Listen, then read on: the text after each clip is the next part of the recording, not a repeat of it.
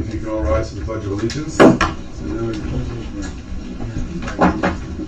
Pledge allegiance to the flag of the United States of America and to the republic for which it stands, one nation, under God, indivisible, with liberty and justice for all. Thank you. We do roll call, please.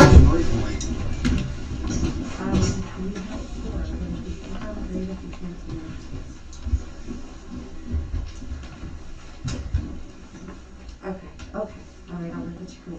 Thank you. Okay, bye. John Cornelius cannot. You can't make it. He apologizes. Oh, no problem. It's good to be here. So thank you for coming, Peter. Okay. Okay, for the roll call, Chairman Freeland, Present? Member Grinberger, Here. Member Roth, Here. and ad hoc member Glover. Here.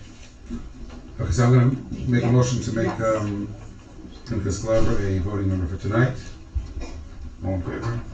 Aye. Second? Second? We do that first? Second, I didn't see. Mordecai will Thank you. second it. Alright. Okay. Okay. So I'd like to make a motion to approve the minutes from August 25th, 2022. I'll make the motion. I can read them. Have a second? I'll second. Okay, Maurice cannot, he has to abstain because he wasn't at that meeting. Okay. And Mr. Glaber was there? Yes, he was. Okay. So you seconded it? All in favor? Aye. Okay, so all three of us. Thank you. Okay. The first application is the continued public hearing for Williams of Muncie LLC at 159 for a special permit for proposed school special instruction, amended site plan, floor plan with usage, revised application and EAF, traffic and parking report, supplemental narrative summary, response to the GML, and review of traffic and engineer comment letter. Okay, so I will make a motion to open the public hearing for Williams of Muncie LLC. Do I have a second? I'll second. All in favor? Aye. Okay, Mr. Baum, thank you. Good evening. Thank you, Mr. Chairman, members of the board. Paul Baum, representing the applicant. It's been a few months since we were last before you. Back in August, we had a very long meeting and the board granted a temporary special permit subject to us submitting the site plan. We got delayed in submitting the site plan because we needed a survey. It was difficult to get a surveying crew out there. So we asked for adjournments till December, and then December your meeting got canceled. So here we are tonight. We submitted the site plan back in December. I think we received some comments to that site plan, and then on the 17th we submitted a narrative summary, a supplemental narrative summary responding to some of the additional comments. We also submitted a narrative summary in response to the review by the County of Rockland pursuant to the GML, where we're seeking some overrides of 1, 2, 3, 4, 5, 6, 7, 8 comments by the board. We also submitted a letter from our traffic engineer in response to some of the comments. So I don't know how the board wants me to proceed. Do you want me to just go through the comments in my response letters? You have questions regarding the site plan you'd like to go through first? However you want to handle this, Mr. Chairman. Okay. Okay, so maybe let's hear from Mr. Fusco.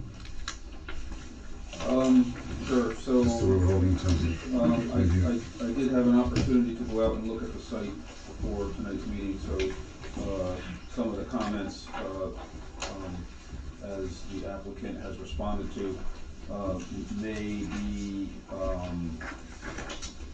not necessary or overridden, so I'll go through those real quick. So under planning, we all agree this is a type 2 action. There's little to no site planning involved here, just some traffic circulation and some minor signs and things of that sort. Under comment 2, the response was that the DOT did review the plans and that they have no issues. I guess my only question is, do we have anything from them that they reviewed it? Suzanne has an email. I sent an email to everybody that Okay. they had responded. Okay, so then we're good to go. So I just want to make sure that we have something from the DOT that says that they reviewed it. Okay. Under comment 3, there's some comments from the Rockland County Planning Department that need to be addressed, which we can get into a little bit later. As the applicant's looking for an override on a number of comments. So with regards to comment 4, so the building, I guess it's the left half is being used for the school, and the right half is No, it's the lower half lower half of the left of side. the, right, Okay. left side of the lower half of the building. Okay, so obviously the right side is warehouse and office, Yes. and And the upstairs is office. is office as well. Correct. Okay, so, the comment, I guess, was pertaining to the school portion itself, that it was used strictly for the school, no other uses. So, a note to that plan is basically what we're looking for. No objection to that. Okay, so and then, under 5, indicating recreation areas, I guess your response is that that's not required for this type of school, a particular school.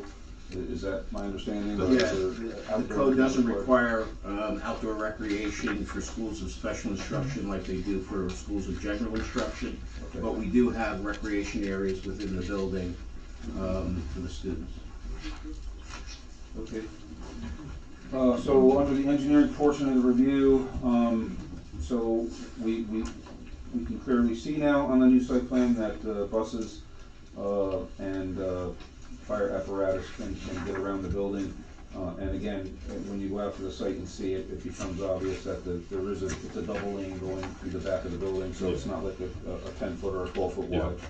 So, but we do agree that fire trucks and buses should go left. And I don't know if that can be handled in the form of a note or maybe a little sign that bus left turn only as it comes in. Because that also prevents the possibility, I think, of making sure that when the students get off the buses, they don't have to wait for a vehicle coming this way to go, it's a safer route. I'll put a sign. We'll put a sign, we'll put a note on the plan, that's the way it's operating now, the buses know to go to the left, so they drop the students, and the students exit the right side of the bus and go right into the building, they don't have to cross any lanes of So it's traffic. only gonna be buses making a left? Excuse me? It's only gonna be for buses making a left? Just for the Just buses, buses. yes. So cars can go either way? Yes.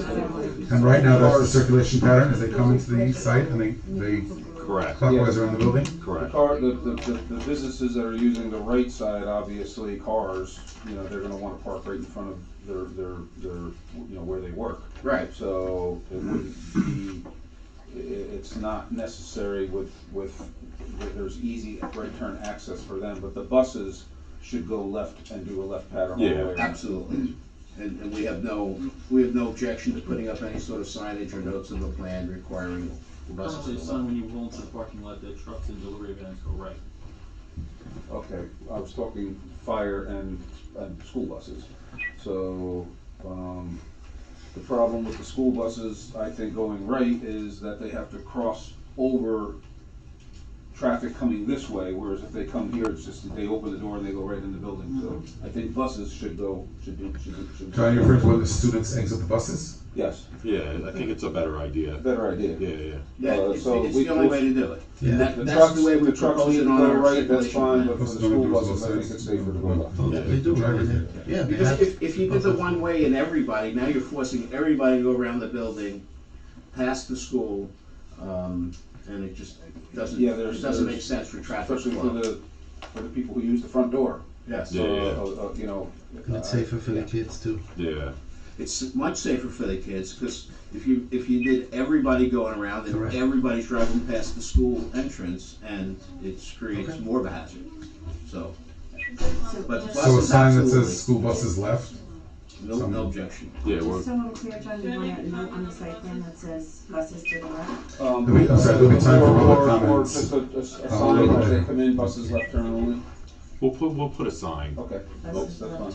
because they're not gonna see the bus So drivers. immaculate. The buses know to do that anyway, so we'll put a sign to reaffirm that they should only go left. So moving on, so the offer of dedication comment came from basically the note on the plan that indicates that the 20-foot strip to be gratuitously dedicated to the state of New York. So I don't know, your response indicates that that's been done already. So, that was done many years ago, and what happened was the applicant at the time gave the dedication to the town of Ramapo. The town of Ramapo accepted it. I guess they realized they don't want it until the road is widened, so there was an agreement between the owner of the property and the town that they should convey the road widening strip back to the owner until such time as the DOT requests it. Okay. So it's on the plans, the documents are there. If you want to see the documents, I can provide them to the attorney, but I did provide the recording information of the deeds and the agreement that I've just referenced. I mean, if that's the case, then, you know, they just don't want it. At this time, they don't want it, so we can't force them to take it if they don't want it. Yeah. So I did get a chance to take a look at the drainage. So the catch basins, as per the plan, show all the drainage going down to a final catch basin, and then it goes through a development area. So, I mean, the drainage system is working. I didn't see. And we're not increasing any coverage besides the little staircase. No proposed site improvements, so I'm okay with the drainage, especially since we had a pretty good rain recently. There's no puddling or anything like that that I could find. So, regards to comment number 3, I'm okay. So your response under the water facilities that are existing, and you're not increasing any flows. Correct. So that's fine by me.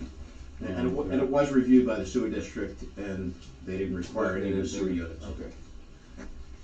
So comment 5, the DOT has reviewed the traffic study, so that's fine. Under 6, I wanted to make sure that there was fire hydrant access, so there is one reasonably close to this site, so we're okay. I was able to check that while I was out there, so I'm okay with comment 6. And comment 7, so I was able to see, you know, at dark just recently, and there's plenty of illumination out there. You have wall packs going all the way around. There's a number of light fixtures that protrude down. There's 3 here, there's 1 here, there's 2 here, there's 1 over here, so the site is well illuminated, so I don't really think there's any need to try to have to add to that. And also to note that there is a fairly significant amount of existing landscaping. There's a number of trees, there's a lot of shrubbery, island landscaping. There's also a hedgerow going along that kind of buffers Route 59. You can kind of see through it now because it's wintertime, but I'm sure in the summer it provides a nice buffer. So I think that the site looks pretty good with regards to landscaping and lighting. That's all I have. Okay, so just to recap, the only outstanding thing was the sign, I think. Yes. Yeah. Which we have no problem with. Okay.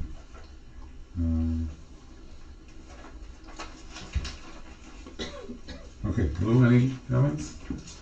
Yeah, the fire inspector and I took a run out there this afternoon to see if there was any improvements made from our last inspection. A lot of the things inside the building were fixed, holes in the furnace room, supplies that were stored in the furnace room were removed, several doors which were inhibiting egress were removed, but there were still several items that need to be fixed. The staircase is in place and drainage is in place, but the door is not cut yet. And the staircase needs some shielding or guarding fencing at the top. And they're also going to have to address some sort of buckling in the sidewalk that's done out front, because there's like six or seven trip hazards there. Because the existing sidewalk wasn't taken into account when the new one was butted up against it.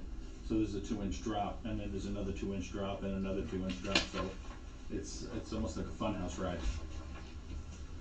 But eventually the door will be put in, and hopefully they'll straighten the other things out. So on the door, according to my client, they were having some difficulty getting this door but I understand it's in and it's gonna be delivered on Monday, and it's supposed to be installed next week.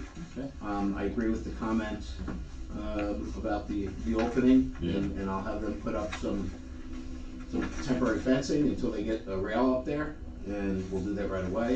And hopefully within the next week or two, we can button all that up, and we'll obviously take a look at the sidewalk issue.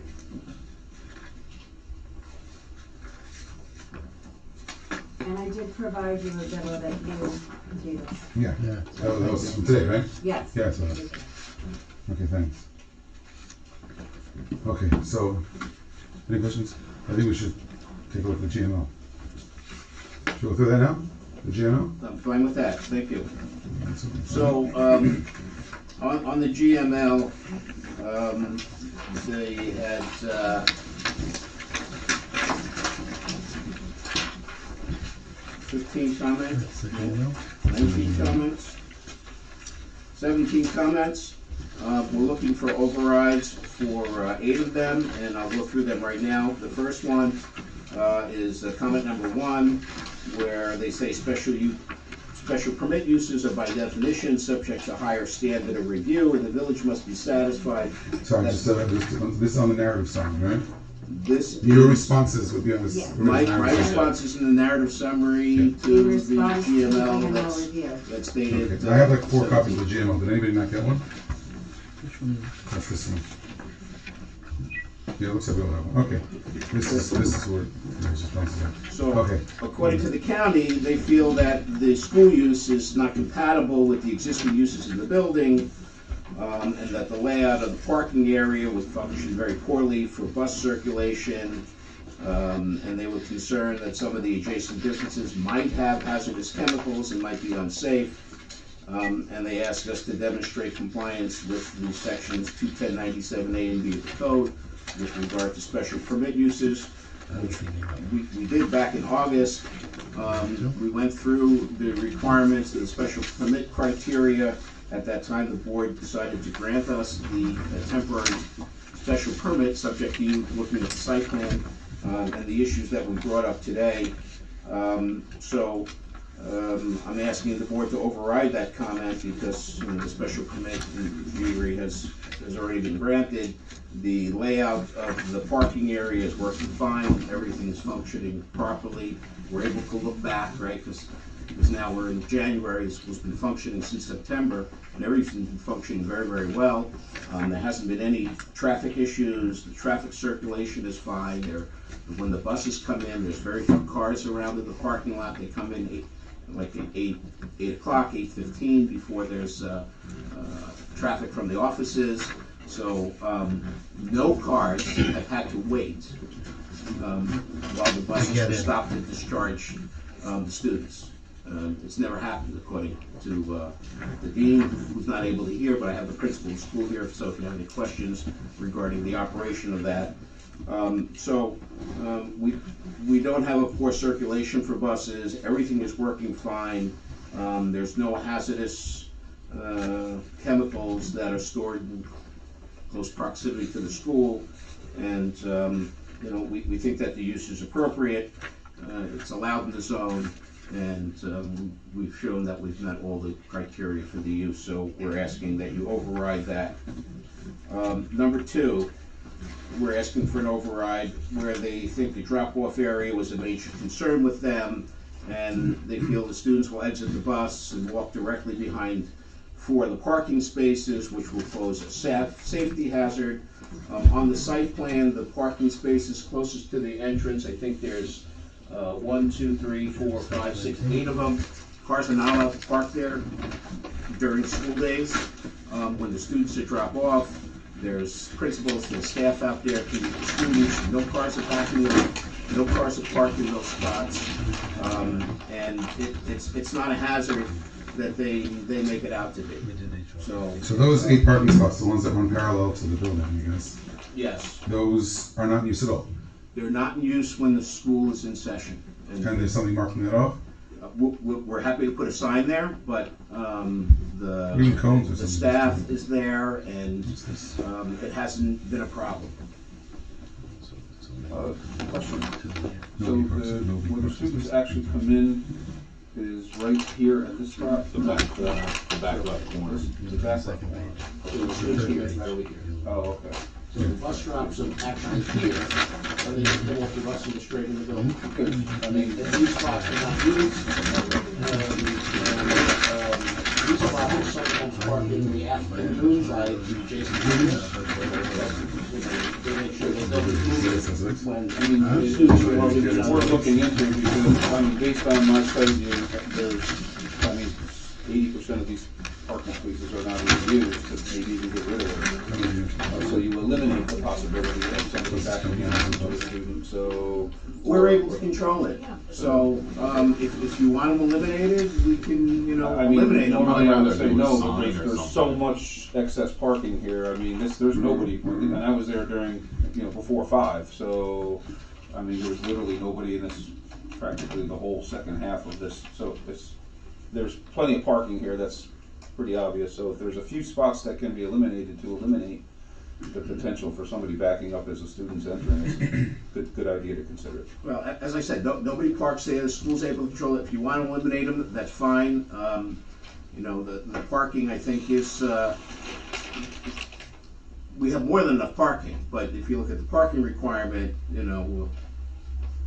have 164 spaces, you want to whack them down, I don't have a problem with that, but then, the site plan's not gonna reflect the 164, 166 Yeah, I'd rather keep spaces. them both the same. Yeah, I mean, we'll do whatever the board feels is best.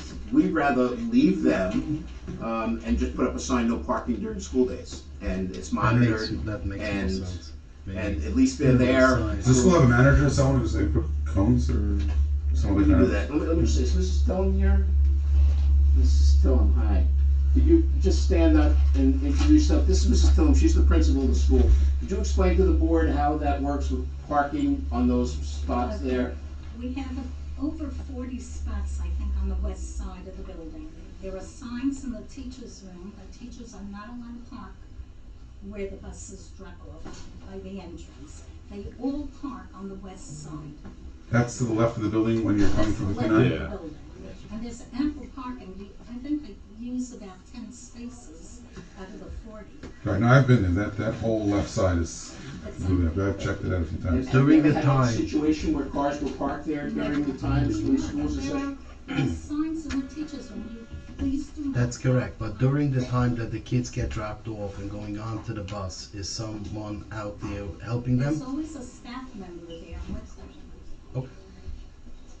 There's someone who comes earlier, someone who comes at 8 o'clock in the morning. Also, these 6 or 7 parking spots, looks like along the concrete barrier, the concrete pad there, that they can use. I think park here necessarily park here. Okay. So maybe a sign. We have no Will problem putting be up a signage sufficient. saying no parking during school days, and, it can be monitored and enforced, but that's the way it's working now, and that's the way it's intended to work, and, if you want to eliminate the spaces, it's just gonna change the Right. parking count. But So I, we'd rather just leave it I alone and think, prohibit no, I parking think during if school days. anything, just a sign like this, Okay. spots can stay, nothing has to be changed around. All right. Number 3, the Village of Montebello and Town of Ramapo must be given an opportunity. We're not asking for an override on that. So the next override we jump to is number 9. Number 9 requests that the traffic report does not include information on the traffic generated by other uses on the site, and that the report shall be revised to include this information. There's no point in doing a traffic report on existing traffic on an office building that's been in existence for 20 years. Our traffic report took a look at the traffic between our use and the traffic that would be generated as of right by an office use, and determined that our use is much less than a use for an office as of right. So why we need to do a new traffic report, it doesn't make any The sense. traffic report outside on the 59. No, the whole traffic circulation. DOT's not looking at it, so. Yeah, the other traffic exists already, whether we have the school or not, so we're not changing that. We just looked at what we're changing and it's okay. Okay. It's much less. So, Doing a revised traffic report to include information on the current traffic, it just doesn't make sense, because what we're doing is less, and our traffic report shows that it's less. So we're asking you to override that. The DOT reviewed this, they didn't see the need for any additional traffic report, and they didn't see a need for any highway work permits. They were fine with it, so we ask that the board override that comment. Here's where we get into the parking. Number 10, the applicant materials indicated there are only 166 parking spaces, but the site plan drawing only delineated 164 marked spaces. There's an approved site plan, whatever it is. Additionally, the parking space to the east of the driveway is only approximately 7 feet in width. I don't know how they can tell that from looking at the plan. We do have a site plan. Whatever, that's what. Everything is to code. The site was developed, it's there, it exists, it's got a CO, so the parking seems to be fine. We don't see the need to do any alterations to the existing parking, including not eliminating these spaces, but just prohibiting parking there. On the other side, around the east side? Just a visit, using 7 feet. Okay. As far as So, the county is looking at this as if it's like a brand new development of a site, that, this is something new. Again, they're asking for 4 handicap spaces, but handicap access is not delineated. Yeah. Again, we have a site plan. That site plan is in effect, except as you're gonna modify it now for the circulation. If we're not in compliance with that site plan, well, then we'll get a violation and we'll fix it. But they're asking us to fix things that were approved and have existed for 20 years. So, I don't see the point of that, so we're asking you to override that. Plus multiple people said there's no issue with parking. The site plan does show 4 handicap. Right, on the front of the building. So, I see it. I don't know what they mean by, Wait, what are handicap access stalls? Oh, the hatched area in between, that's what they're talking about. Van access. So they want you to put the lines in.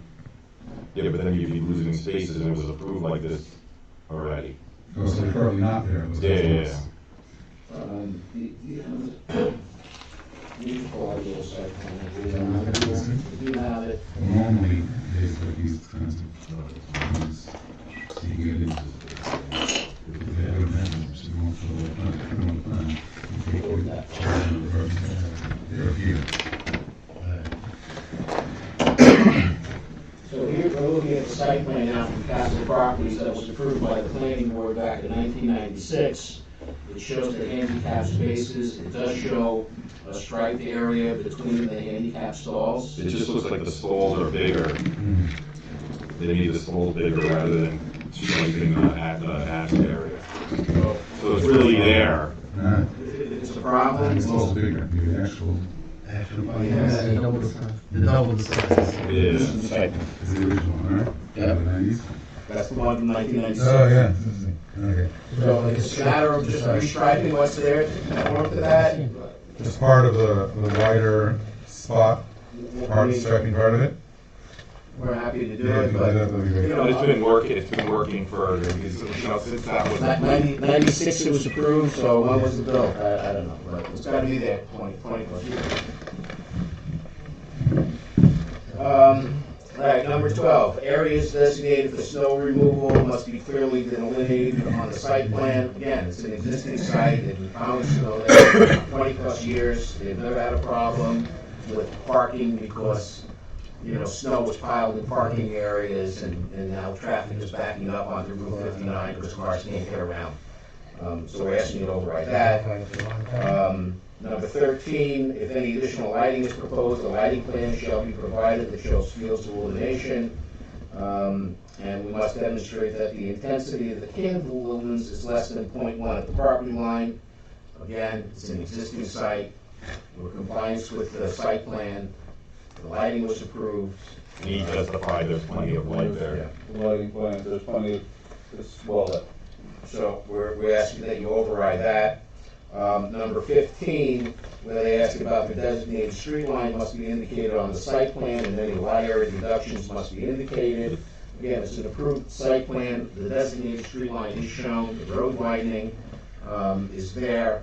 We discussed that earlier. It was given to the town gave it back and said, hold it until we need it, and there's documents recorded in the county clerk's office that indicate that's the case, so, and the DOT didn't have any problem, so we're asking that you override that comment as well. So those are the 8 comments, 1, 2, 3, 4, 5, 6, 7, 8 comments of the county that we're asking the board to override as part of this application. Okay.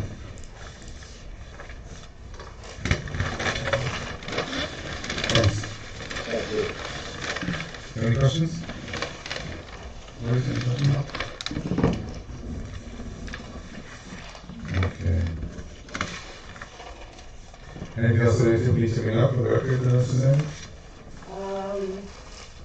There's just the new letters that you did receive, town grant, DPW standard, same letter from the store. There was a letter from the village of Montebello, dated January 5th, which everyone got.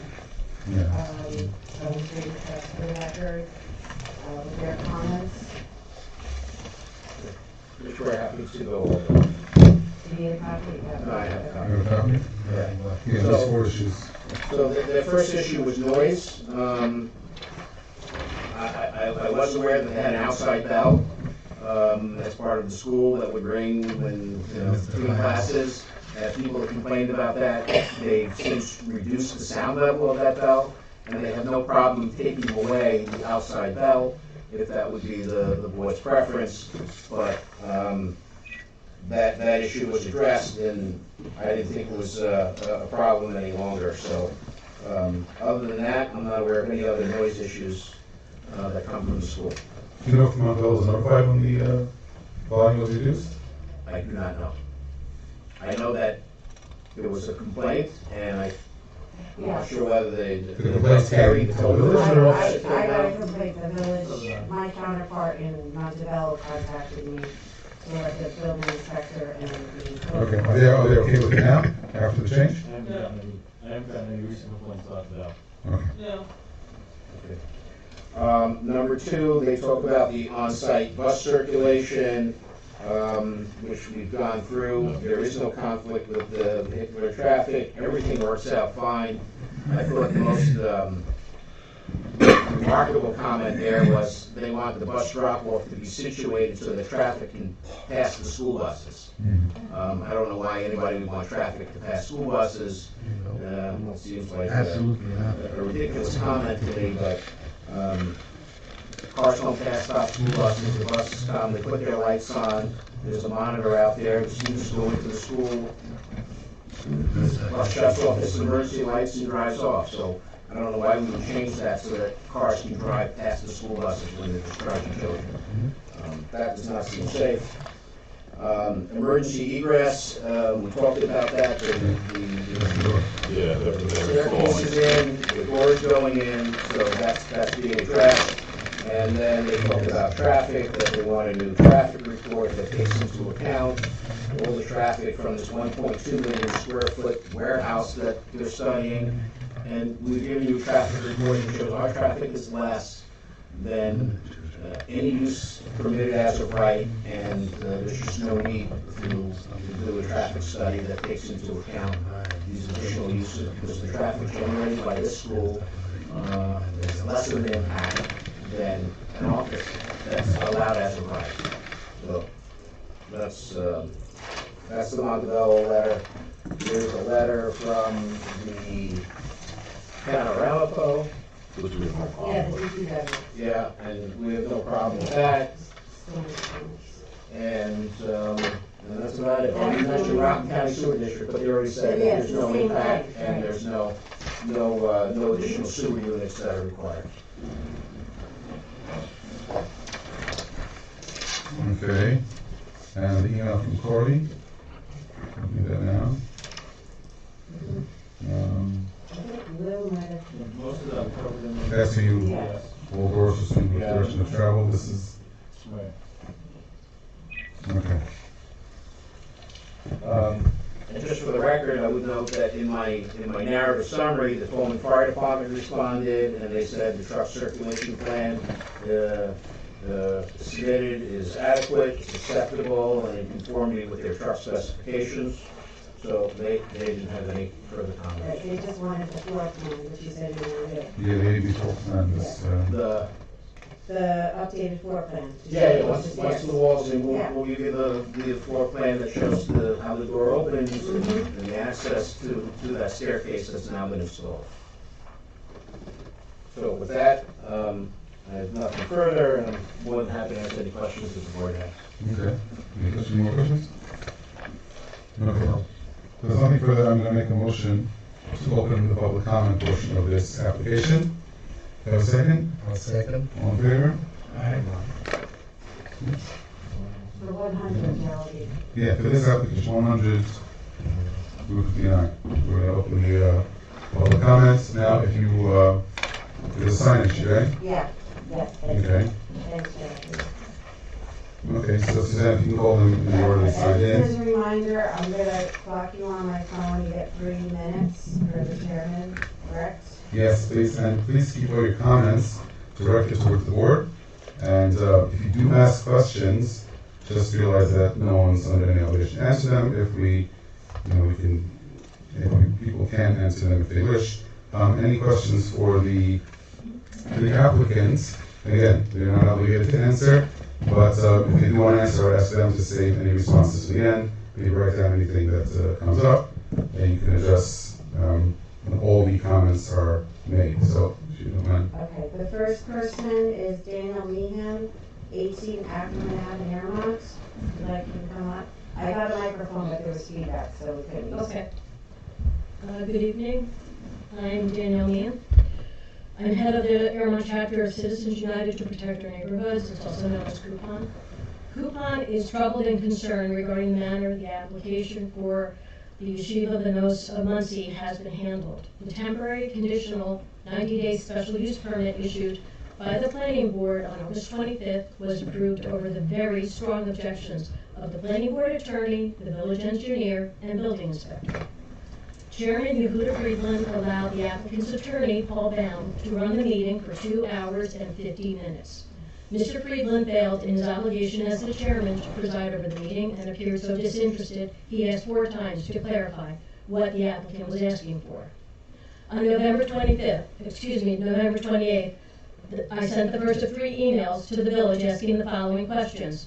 Did the 90-day temporary special use permit expire on November 23rd, 2022? If it has, does the school lack a certificate of occupancy? If the school lacks a certificate of occupancy, what action is Airmont taking as schools are required by state law to have one? I have to date never received any acknowledgement of my emails. Planning board decisions have the ability to completely change the character of a community. It seems that Airmont board members need to be reminded they have an obligation to enforce existing laws and determine if potential projects are consistent with Airmont's laws, character, master plan, and in the best interest of all Airmont residents' health and safety. It isn't to approve every single application and treat laws and codes as if they are pointless, as has been the last year. Members of the planning board, all of you have taken an oath of office to uphold the laws of the state, county, and Airmont. All of you are in dereliction of duty to uphold the oath of office you've taken and to the residents of Airmont. The term dereliction of duty is defined as the shameful failure to fulfill one's obligations. If in the future Airmont resembles the village of Spring Valley or parts of unincorporated Ramco, as it appears to be moving towards, all of you will bear a large part of the responsibility. During the meeting tonight, I ask all of you the following. Chairman Friedland, conduct the meeting as a leader and use your authority to run the meeting instead of the applicant's attorney. Respect the advice of knowledgeable, seasoned professionals who have the expertise you don't. Consider and respect all residents' feedback to speak at meetings. Base your decisions on the law and what is best for the health, safety, and welfare for all residents. You can choose to honor your oath of office or be in dereliction of your duties and treat the laws of New York State, Rockland County, and Airmont as meaningless. Thank you.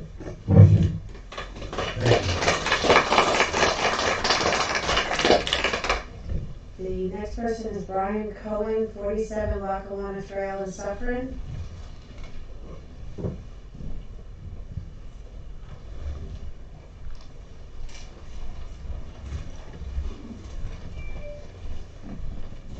Members of the board. As you stated, I live at 47 Lackawanna Trail, which resides directly in the middle of the 159 building behind it. That being said, Could you speak louder? yes. So I live at 47 Lackawanna Trail, which is directly behind the 100 Route 59 building, dead center of the building. I just moved there this past, at the end of June. Since the school has opened, the noise volume has increased dramatically. As the applicant and his counsel mentioned, there is a bell that tones every 45 minutes or so that is disturbing to myself and my family and my neighbors alike. I also want to point out that the applicant and his counsel had asked for a number of comments from the County of Rockland to be overridden. For example, one of his comments was the traffic pattern study, and his response to that was, well, we don't see a difference in the traffic pattern, so we shouldn't have to do a study. We're gonna potentially override a comment from the County of Rockland based on somebody saying that they don't see a traffic pattern change. I think that the board should obviously take that into account. We can't just take the word of the applicant and his counsel, and that every single item or comment from the County of Rockland be considered and enforced in its entirety. I will say also, again, my biggest complaint is, of course, the volume of noise. Yep. Is the noise that has increased since the school has opened up.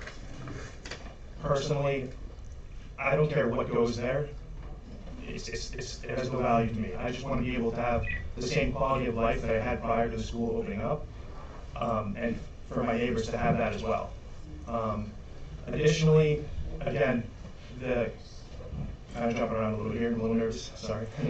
But the council and the applicant repeatedly stated that, the building was there for 20+ years, so, we shouldn't have to do these things because they currently exist. Well, the property is zoned for commercial use, right? It's changing.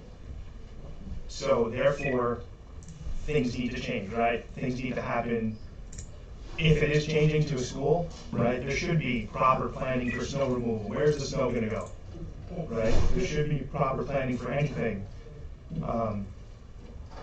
Thank you. Thank you. Thank you. The next person is Corinne Cohen, 53 Lackawanna Trail, Suffolk.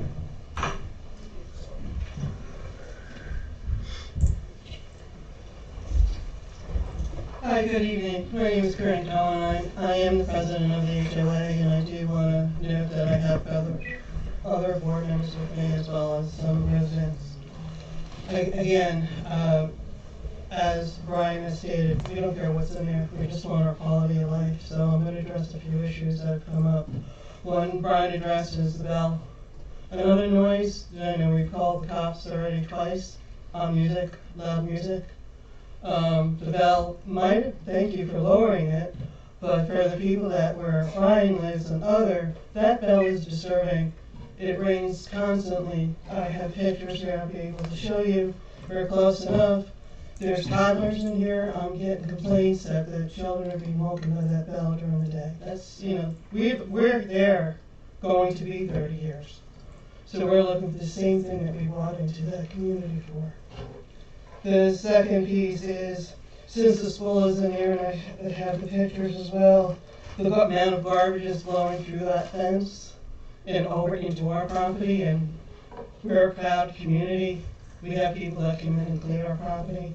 Now we're cleaning up garbage. I have a picture right here showing the back of the school. The back of the school, you can see my houses. You can see all the garbage on here. We do not, we've never had that since the school has been here. We're seeing it now. And I also have pictures that shows it blowing over onto our property from the fence. I'd be happy to share this. I don't know what the procedure is here. The third thing, and I only have 3 minutes, I'm listening to the discussion on the buses. Where I live, I work from home now due to COVID permanently now, so my office window faces out to the left. Buses coming down. Buses going down, they're way too fast. There's an 18-wheeler that goes through every morning, twice a week in the morning. There's situations where the buses come down and 18-wheelers come up. Thank God there's no cars in the parking lot because the bus is they're able to maneuver around each other, through the empty parking spots. But I think your traffic study didn't take into account the other businesses. There's a warehouse there. There's box trucks that go through. They come through at 5 o'clock. They come through at 8:30. The buses are coming in at 8:30, 8:45, and they're coming down that street very fast in the parking lot. Where I'm hearing air brakes, and that's what's making me look up. Look up past my screen, my computer screen, and I'm looking out. The time I saw the 18-wheelers, I heard the air brakes. And the bus was here and 18-wheelers here. I don't know why an 18-wheeler's in that office building, but I don't think any of your studies. And my concern is more for the girls and the safety of those children. There's no really place for those girls to have a recess area. They're walking the parking lot. I don't mind, they're playing. I mean, it's nice to look out and see that. It's some light out there. But is that a proper place for children? I don't care if they're teenagers or 5 years old, to be hanging out in the parking lot. And again, I'm here more to address the quality of my residents within my community. We need to have some consideration to the fact that's a residential community behind us. And the lights are on more at night because of the school, I believe. And they're shining into, Brian didn't say that, but shining into his house, right into his daughter's bedroom. That's, these are things that have changed since the school's been in. So we would like those to be addressed. I mean, what you do with the school and approve, that's fine, but I need these things addressed for our community. I also need an avenue that if I have a problem, you know me very well, I will call. But I want something written that they would be addressed. Thank you. Thank you.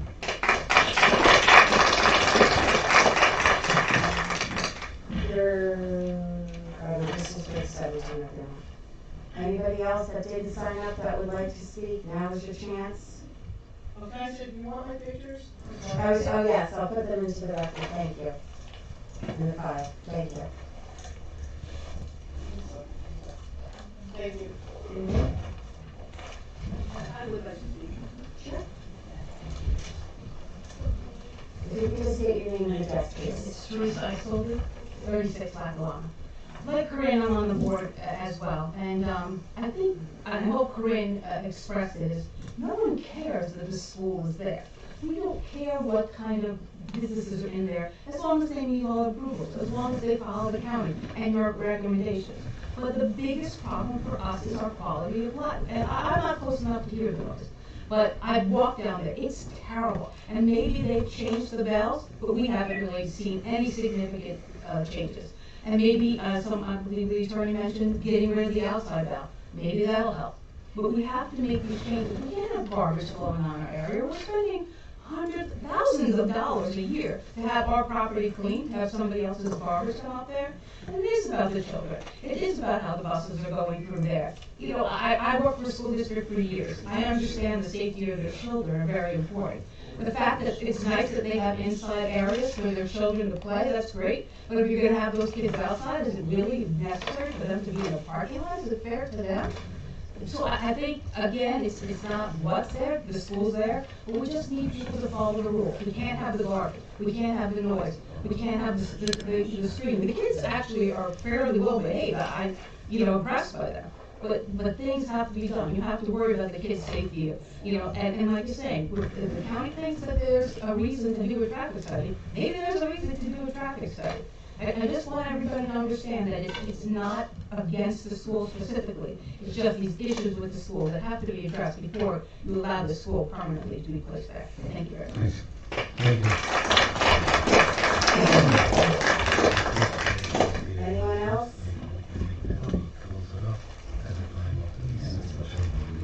Oh.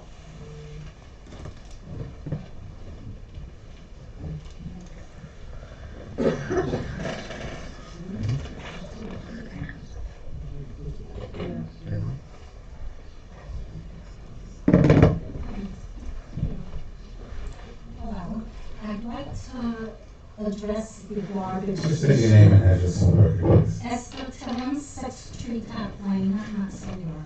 I'd like to address the garbage issue.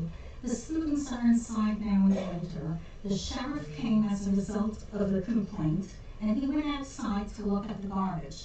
And he told us very clearly, he said this garbage is not from your school. And then he added, there's a chain link fence. If it would be a stray snack bag, and it was not snack bags, it was garbage from maybe a business there, we don't know. I didn't see the garbage, but he said clearly it's not from the school. If it will be a stray snack bag, it can't go over that chain link fence. Can't blow over that fence. So I don't know what garbage, where that garbage is from. I don't know when it was there. You have to look at pictures from before the school was there. My question, I also have a question. What was in that building before we came in? Obviously, the building was used for something, right? So there must have been some noise level coming from there. We'll eliminate the bills. We'll eliminate the outside bills. We've already lowered the music. We're willing to work with you if you tell us what you need. The sheriff was there. We showed him everything. He seemed okay with it. He said, that's not your garbage, and lower your bills. And we did. We'll eliminate the outside bill. Thank you. Thank you. Thank you.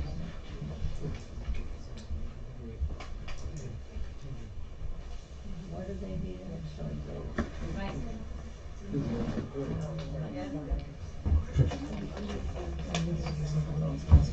Right, this is the last one. Go ahead. All right, Linda Sandler, 77 Lackawanna Trail. I live in the development, but I also walk a lot through that office complex. And I do see the girls sitting down and eating lunch or eating snacks on the ground, like they sit on the sidewalk or on the curb, and there's no garbages out there for them to put anything, so if they're not taking it with them and they're just leaving it there, where sometimes you see bottles, sometimes you see little wrappers, whatever, they don't take it back in them. There's no garbage there. So, put a garbage there for them to throw the garbage away. And don't tell me that the garbage on that side can't get onto our side, because it can go under the fence, it can go through the fence.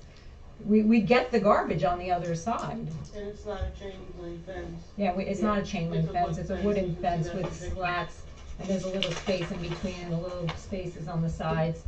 So the garbage is getting to our side. And there is no garbage there, garbage pails or anything for them to put anything away while they're sitting out there. And why are they sitting on the curb? Get them some benches or something. Why do they need to sit on the street? Thank you. Thank you.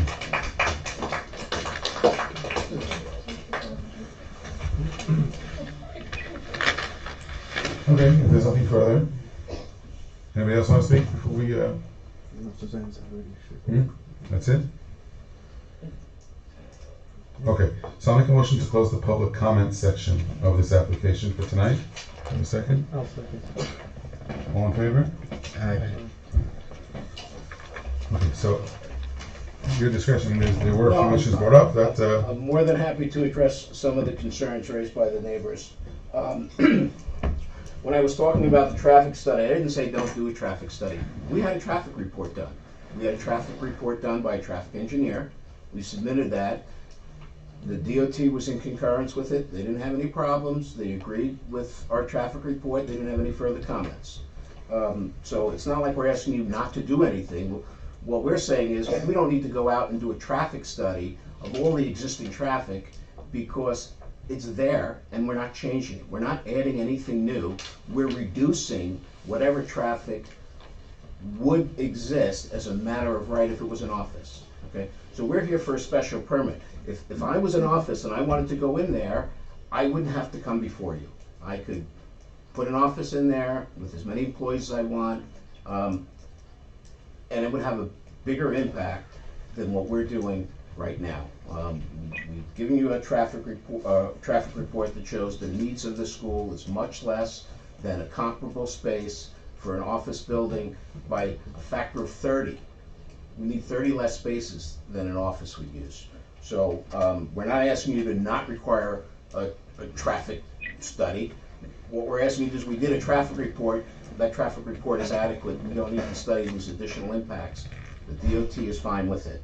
So we're not asking you to ignore anything. The noise from the bell was already discussed.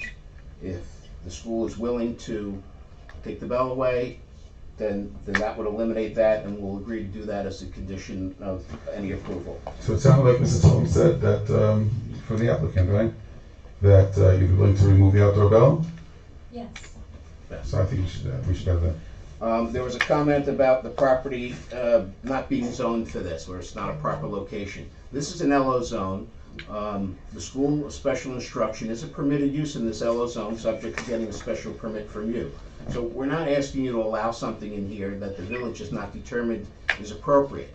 By designating something as a special permit use, it's an indication that the use is compatible and is in harmony with the adjacent uses as long as we meet all the requirements and criteria of the code, and we've done that. I think we've shown that to you. So the use is appropriate for this location. Loud music, garbage from the school. Again, I don't know how to address those. I don't know whether the garbage is coming from us. Mrs. Tillum says it's not from us. If you look at the pictures, behind the school, there's a fence. And then after the fence, there's probably about, 40 feet of right-of-way for the train tracks. Then there's another fence before you get to Lackawanna. So I don't know how that garbage is getting You're on the wrong from... side, the wrong side. There's a fence, there's no train on that side. Train's on the other side. Train's on the other side of our property. Okay, see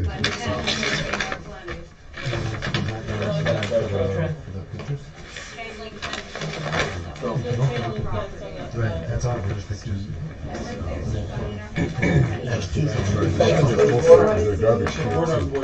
No. The board on board I'll fence. scan them to you tomorrow, send them to you so you have it. Yeah, no, you can send them to me, but I'm just looking at it, and there is a huge distance between the two sets of fences. There was no fence then. Image right there.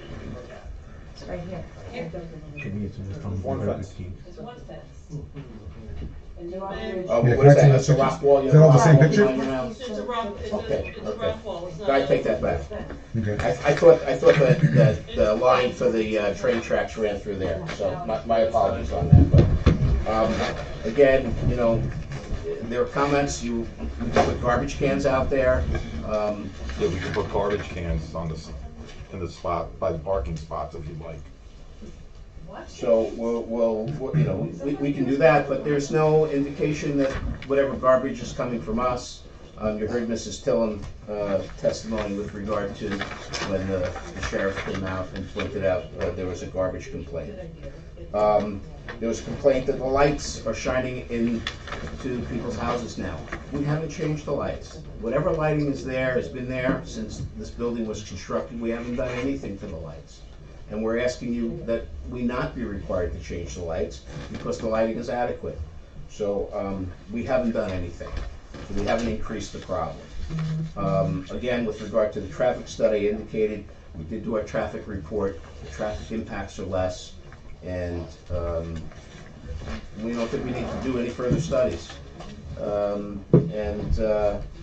I guess that's about it. I mean, I guess we can add some benches outside for the girls to sit on, and if people have a problem with them sitting on the curb. But I don't know, you know, when Mrs. Cohen said the buses are going too fast. I don't know how she knows that. But The public comment section is closed, so. she said she hears air brakes and when she's working, and that makes her think that vehicles are going too fast and they have to put their air brakes on to stop. Again, I don't know how to respond to that. Nobody's indicated that the buses are speeding. It's just her feeling that the bus is speeding. So bus drivers, they come around, they stop, there's no conflicts, nobody's passing the stop school bus. The girls are totally safe. There's a monitor there helping them, supervising them, get off the bus, get into the school, leave the school, get onto the bus. And it's worked. It's worked for the last several months. There have been no problems.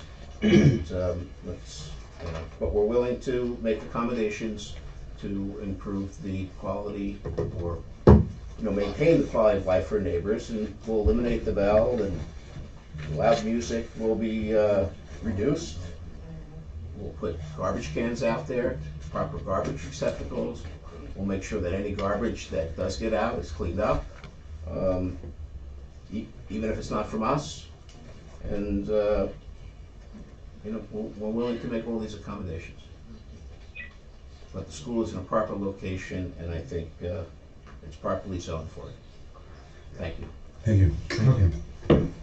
Any comments from you guys? Anything? Maybe the building inspector can answer. Can you just remind us, what was in use before the school? Was it like a rehab as well? Yes. With like teenagers and everything coming and going? Yes. It was a rehab center. Mm-hmm. Okay. Okay, so I think that if they'll get rid of the outside bell, it's a condition of approval. I don't know if we're adding trash cans in condition, but if you allow the trash cans, you say you will. They chain them to poles and stuff so they don't tip over and. There's a commercial ones to put out. Yeah. Okay. I'm assuming there's space for trash cans. Maybe Mrs. Tillman can answer this. There's There's trash cans. against the buildings and there's spaces on the island. Okay. So yeah, I definitely think that would be something you should do. The lighting you said didn't really change, right? That lighting hasn't changed, so Has not changed. that probably is not really a concern.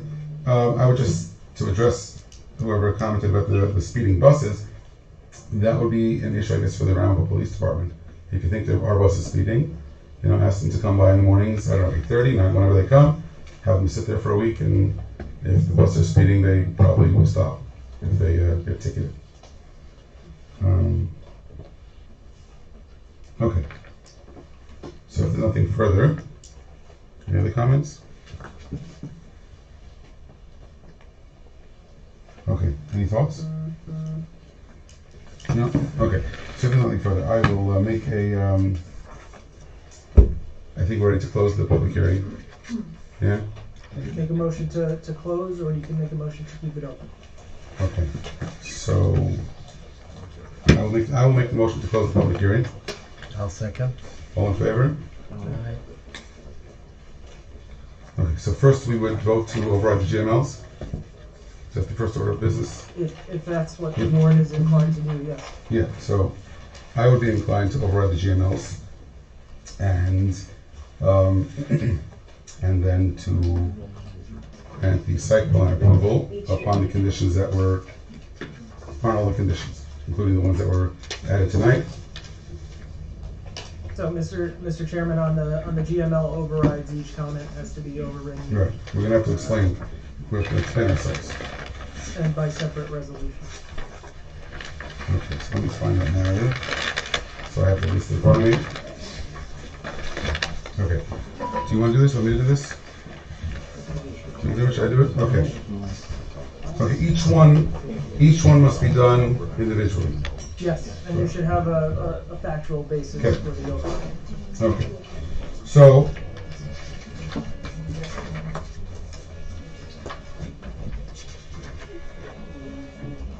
right, and for this we would require a supermajority vote, which is 4. We would require 4 yeses for these overrides to be effective. and there are 4 of us, so tonight would have to be unanimous. So it's up to you guys. Okay, so can I get a motion to override comment number 1 of the county JML letter dated December 20th, 2022? I'll second. Who seconded it? Okay, so should we provide reasons before we vote? Yes. That makes sense, right? Okay, so just referring to the narrative, this is where the GML comments are. Again, as Mr. Baum stated a number of times, that not much is changing in terms of the structure, and in terms of the volume of use, really not much is changing. If anything, he's described that it has less volume now than it otherwise could have. So on that basis, I would vote to override GML comment number 1. We just vote? Yeah, and also just for the record, I believe the board addressed this at the August meeting as well. Okay. Is this an up-down vote? Do we need a roll call vote? Yes. Oh yeah. Okay. So Suzanne? Okay, Chairman Freeland, Yes. I vote yes. Maurice Roth, Yes. Mordecai Grinberger, Yes. Penny Glover, Yes. okay. So GML number 2, Yeah. So can I get a motion to override GML comment number 2 on the same county GML letter dated December 20th, 2022. Again, as you know, this site has been used for a little bit of time, and there doesn't seem to be any traffic issues in terms of the increased volume, and so far it seems to be working out. And how many buses are there? 4 or 5 buses? 6 buses? 4 or 5 4 or 5 buses. Fill them, how many Drop buses? off quickly. Kids, three Three buses. Kids get out. Kids go into the building. I don't see much of an issue with this. If they do want to, you said that maybe they put up a sign to discourage or prohibit cars from parking in those spots during school hours. That would be definitely a recommendation. But I don't see this comment as being much of a concern. So I would vote yes. Oh, actually, we have to wait for Suzanne to make it open. okay, Chairman. So I made the motion once again, so you seconded it? I'll second. Okay. Okay. All in favor? Aye. Aye.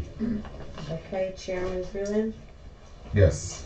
Oh, yes. Mordecai, Yes. Penny Glover, Yes. Maurice Roth, Yes. okay.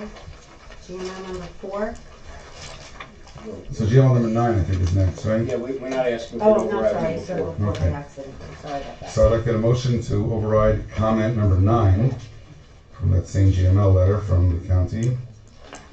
I'll second. And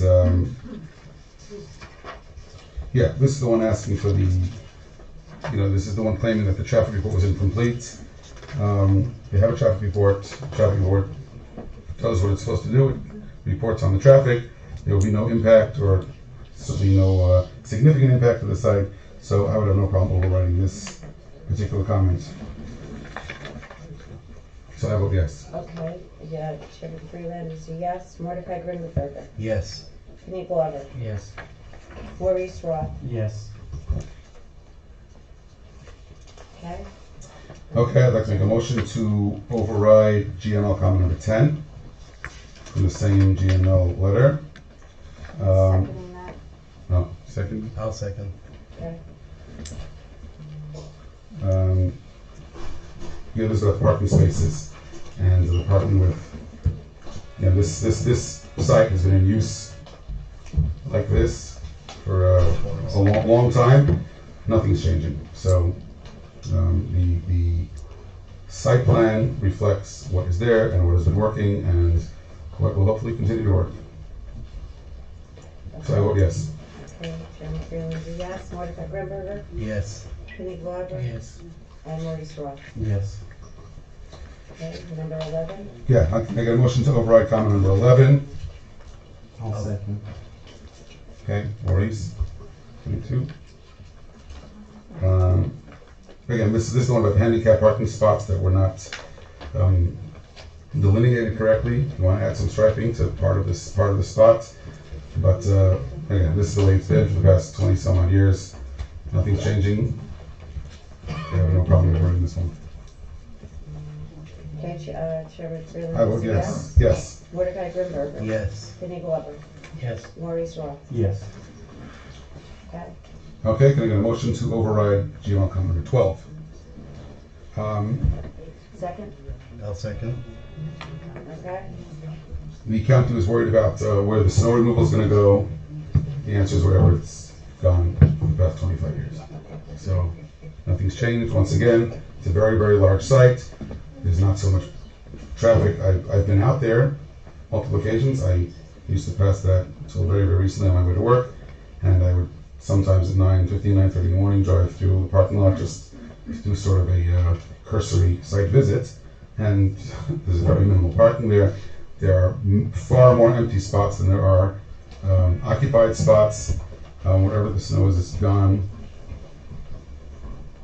Is where it's going to go. So, Okay, so you. I vote yes. Yes, I vote yes. Mordecai Grimberger, Yes. Kenny Glover, Yes. Maurice Roth. Yes. Okay, number 12. That was number 12. Oh, So that's I'll make, sorry, can number 15. I get a motion? 13. 13. Can I get a motion to override comment number 13? That's the addition. If additional lighting is proposed, then a lighting plan should be provided. Second I'll motion. second it. My reason for overriding this is simply because no lighting has changed. So So you're voting yes? I'm voting yes. Mordecai? Yes. Shannon?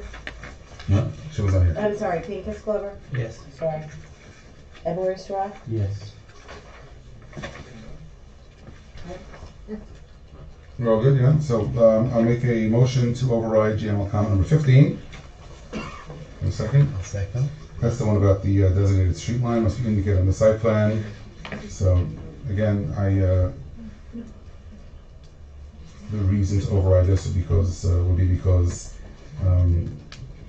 the DOT has not made any comments and nothing is changing. Nothing is changing in terms of the designated street line. So you're voting I'm voting yes based on Mordecai based on that. Grimberger? Yes.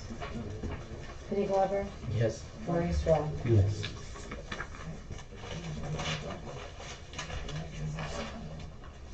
Okay, so that's it for the GMLs.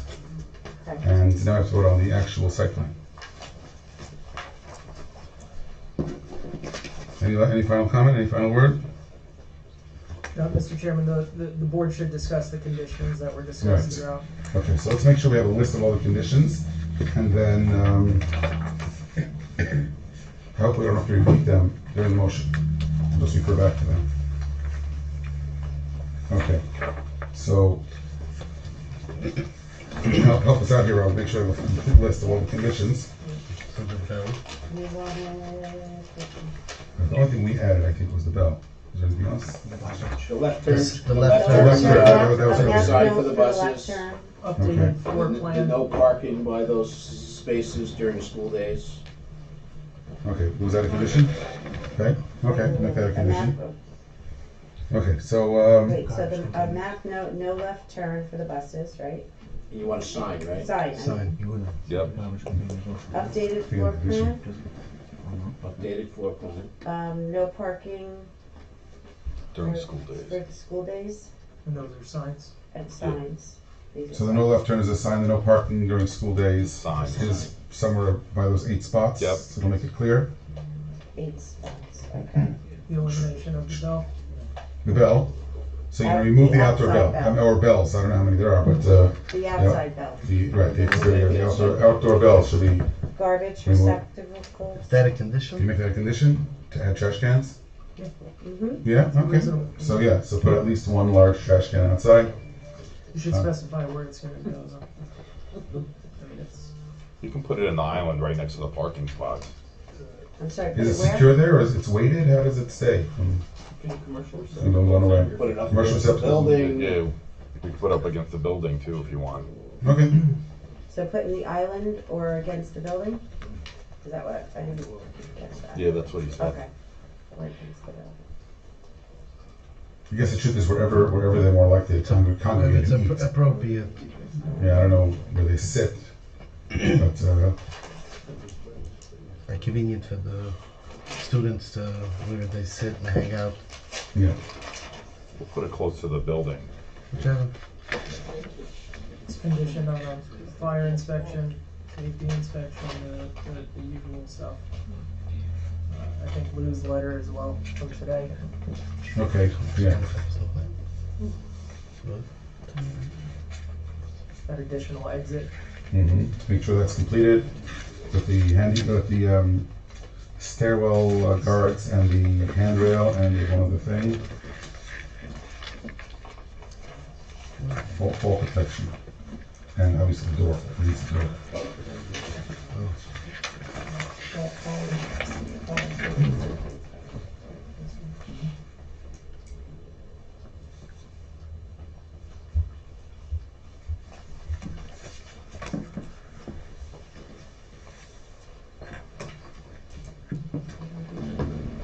Okay. Did we cover everything? Question is, for the speeding technically, what do you say, maybe speed bumps? I think they should, if they're speeding buses, they should take it up with the cop, right? You know, I think that's their job. Okay. So I'll make a motion to, I'll make a motion to approve the site plan for Venosa Muncie 159, The amended site plan. the amended site plan, dated November 13, 2022. November 13, 2022. Subject to all the aforementioned conditions. November, this one was received.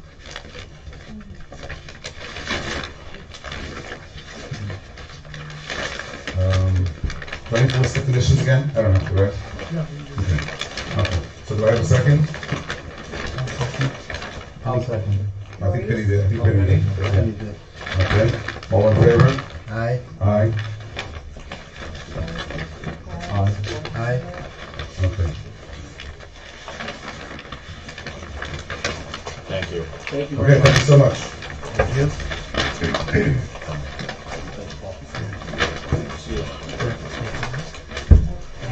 You want to leave?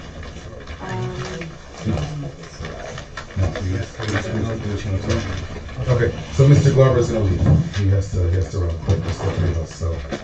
So the next application is to continue public hearing on the Halpern 17 Airmont Road LLC. Located at 17 Airmont Road, proposed amended site plan and special use permit for the conversion of a former hotel to a school building with a dormitory and the addition to the side of the building for an assembly room, and we have a proposed site plan. No, I just want to say, I'll make the motion to open the public hearing for Malcolm Halpern of 17 North Fairmont Road LLC. They just left. Oh, for the night? Yes, Okay, yes. let me just put that in.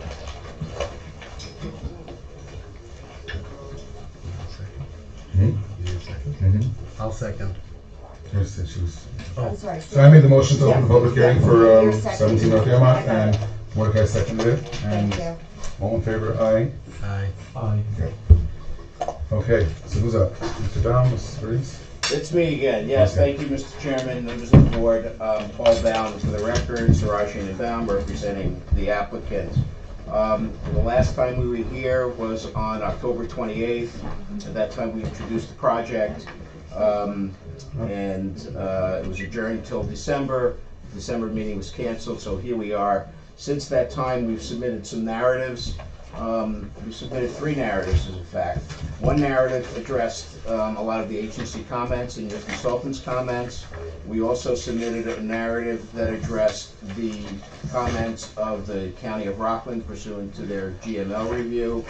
And we also submitted a narrative regarding the special permit conditions and our compliance with those special permit conditions. As you know, this project is to take the existing hotel that exists on Devon Avenue and to convert it to a yeshiva for dormitories.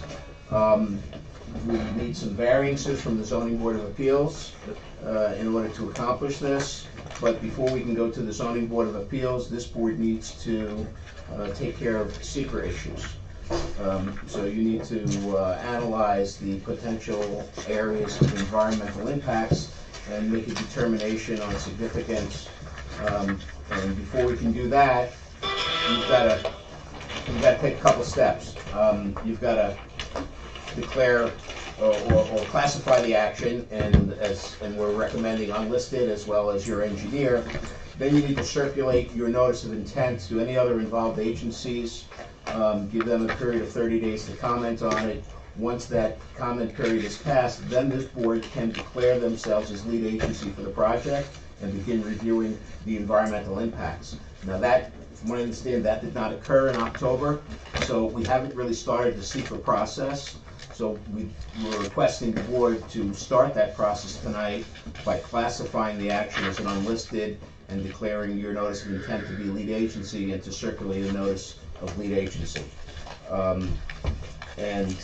We've submitted narratives to go through the comments raised by the board. We hope we've addressed all the issues and all the questions that the board had, and the comments raised by the outside agencies and consultants. And so if you want to go through them tonight, we're happy to do that. But again, we're sort of like in the infancy of this project, because we still have to get into the meat of the seeker review, and that seeker review, I'm sure, will address a lot of the comments that have been raised regarding the potential impacts from using this as a yeshiva. But generally speaking, right now we have a hotel. The hotel is designed to board transients. Okay, we're gonna board students. The use is basically the same. It's not really changing. The students do not drive to school. They live there. They have not allowed to have cars, so the impacts with regard to any traffic or parking don't exist. The only time the students leave is when they go home for holidays and vacations, and some of them that are local will get picked up, others will take buses. They do have a staggered departure schedule so that not all the students are leaving at one time, and that's set forth in our narrative. We've created a play area in the front of the building, and as part of this play area, we're going to be removing a lot of pavement. So we're going to be improving the impervious surface and making it better than it is today, so we're not having any greater impacts on the drainage. The site works. One of the things we are doing is we're proposing an assembly room addition on the east side of the building. It's going to be a one-story addition. There's really no other place in the building that works with the existing configuration of the hotel to put this assembly room. So that's where we're proposing it, and we do require it. I mean, we do know it requires variances, but we can't go to the Zoning Board of Appeals and ask for variances until you finish your seeker review and make a determination of significance. So I do have Rachel Baris from Civil Tech, the architect, the engineer on the project, and I guess if she can make a brief presentation for the benefit of the public that might not have been here last time, regarding how the site's going to work and the traffic circulation and any other changes to the site. So, sure. Thank you, Rachel. So as Paul said, the existing building, the existing hotel is going to remain. They will revise the inside, renovate, and there's a proposed addition. The addition's only 1 story, even though the building itself is 4 stories. The access points remain the same. there is part of the parking lot that'll be taken out, and they are going to change it to grass, and they are proposing a basketball court. Based on the last time that we were here, some of the comments that with the feedback we got, we added that around the basketball court there'll be a 10-foot high chain link fence, and they are going to restrict the hours that the basketball court is available for use, so that will help any of the concerns about the noise or potential for the basketball to roll on the street and into traffic or any of that. There was questions last time about a sidewalk along DeBon Avenue. When I was going through the application from Panera's application actually has that they are constructing the sidewalk along DeBon Avenue. We're showing it now and have it called out that it's part of the Panera site plan. So the sidewalk should be going in probably pretty soon, since they're getting pretty far along on their Panera construction. But it's part of their site plan. We have no objection to a sidewalk, but if it's part of their site plan, they're building it. There was talk with the architects about, putting an addition in the back. The reason we cannot put an addition in the back is there is a 100-foot wide O&R utility easement that runs through the back of the property. That's this dash line, so through here. Now we can have a driveway or parking in the easement. We will have, O&R will be one of the people that does do a review of the project, but a building can't go in their easement. The driveway still allows them to access their utility easement. They can drive through it, it's fine. It's not blocked. If there was a structure there, that would block their easement. So the only part that's not in their easement on this side is this row of parking and the walkway. We did talk about whether that was a possibility. We've also added into the plan some more information about I believe it was there's deeds that allow the access between the two properties. And so that you could have this access out here and here, so that addresses concerns from the fire department about access around the building. So now the flow that's available to the fire department remains the same as it is in the current condition. Currently this driveway would come through here. We're just routing it around a little bit, but the flow remains the same with the current condition. So they still have access around the building. I think that those cover some of the items that were brought up. We tried to, incorporate some of the items into the plan set based on the last meeting. We have information about the parking requirements. So your parking requirements would require a lot more parking than this school actually needs, because the students aren't allowed to drive. So they're all at the school. The only time that you would have the people coming and going is at breaks, at holidays. So the staff will use parking. Most of the parking that is here is not even going to actually be in use on a regular basis, but we are providing it so that it keeps us closer to the required number of parking spaces. But we also don't want to go crazy overboard on the development coverage, because we want to stay closer to, keep as much pervious and grass area as we can. So we tried to balance the two between those. We are providing the usable open space that is required for this use, and we've included a breakdown of more of the information for this section of the code. So, if you have any questions, let me know. Any questions? Simply covered everything. Any questions? Okay, I would like to hear, Mr. Fusco, I think you had some comments. Yes. Just want to go through some of those. I'll go through those real quickly. So yes, comment 1 and 2 of the planning review says that this should be considered an unlisted action under secret.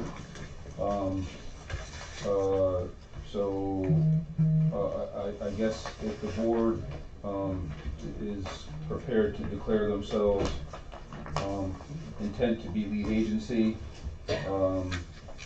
if that's their intention, then I would follow up with a letter, stating that the board's intent to be lead agency, be prepared, and we can do it so that it can be distributed to any involved and interested agencies for their feedback. So as far as the secret resolution, when we get to a point where the board feels that we're inclined to make a secret resolution, then I would prepare the secret resolution.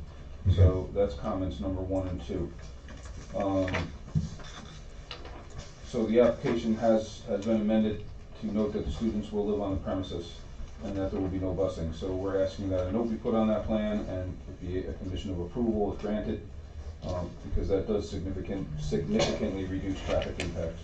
The condition would be the note, or the condition would be the fact? It can't hurt to have both a note on the plan and a condition of approval. Yeah. So, Number 3, right? that's number 3. Thank you. On number 4, just noting again that if the variances are granted, to please provide the date and type of variances on the plan. And we are noting that there are a number of variances. Again, I think that the comment pretty much is stating that to do whatever you can to try to reduce and/or eliminate whatever variances are required. I'm not sure of the total number of variances, but there's a number of them. Comment 5, in the long form EAF, it does identify wetlands within or adjacent to the site. So I did go out and look at the site. I didn't really see any wetlands, so it's probably adjacent to, or maybe in the back part of the easement, I don't know, but we're asking you to note that on the plans that there are no wetlands, or to show them if there are on the plans. Under the engineering portion, we're asking the note be put on the plans to clearly indicate there will be no busing. The Rockland County DPW, Health Department, Town of Ramapo DPW, and Rockland County Health Department, we're gonna have to get their comments. They have a number of water sewer comments, so they're gonna have to be incorporated into the site plan, because I believe they asked for a couple of site plan issues. So just to make sure that the revised plans reflect those. And comment 3, this is an additional site disturbance to a commercial site that currently exceeds 1 acre of site development, so a full SWIP will need to be prepared. So that's gonna have to be provided to us at some point in the future. Comment number 4, looking at the lighting plan, I know it's based on, I believe it's based on existing light fixtures. I don't know if that's... Yeah, it's based on the existing. I mean, I can't... So I took the information from the existing, from what had been the original approval. And, yeah, with the line. So I noticed that, because I was able to take a look at the site as well, it's obviously shut down.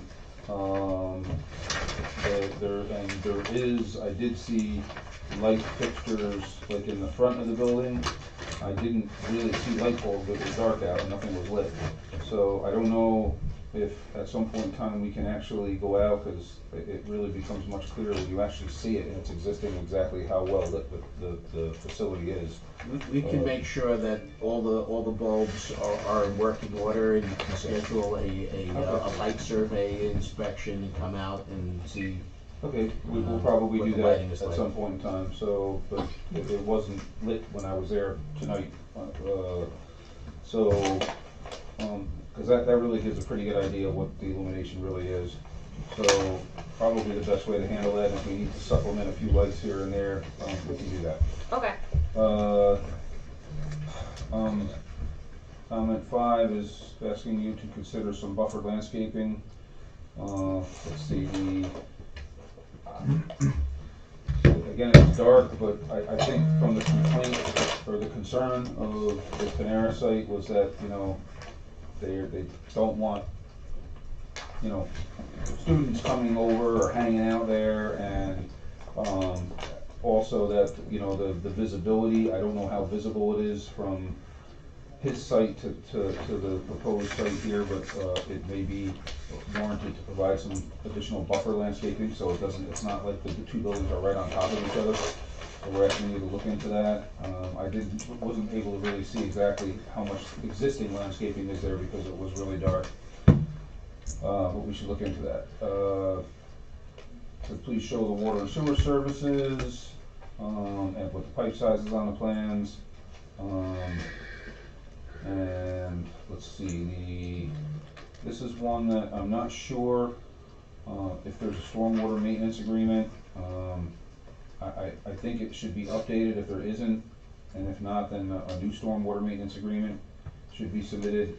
I know the position as well, it's existing, it is, but there are some additional site plan improvements here, and the village typically likes to, or has been enforcing, you know, an agreement so that we can go out on a yearly basis and check to make sure that, you know, the pipes aren't clogging and that the basins are all working properly, and that if there are any ditches that need to be cleared out, that we can do what's gotta be done to make sure there's no drainage issues. So, and then last comment is there's some erosion control details that are shown, but they're not really on the plan, so we're gonna, you know, have to add those at some point. Okay. That's all comments at this time. We'll try to research about the stormwater agreement. My guess is that there is not one because I'll this look would have. too. We'll just do a new one. Yeah, I think we're probably just gonna I- need a I- new one. It would have, want me to and it send would you the have like plan? covered both I know. this and the new Panera. Like it wouldn't have really. Well, I know when Like, it was all Panera one line, took over one together. that site, they both cleaned out. I had the hotel, Raj came and he showed me, he sent me pictures how he cleaned out the basin, the swale basin, whatever you call it. So there's definitely something that needs to be done.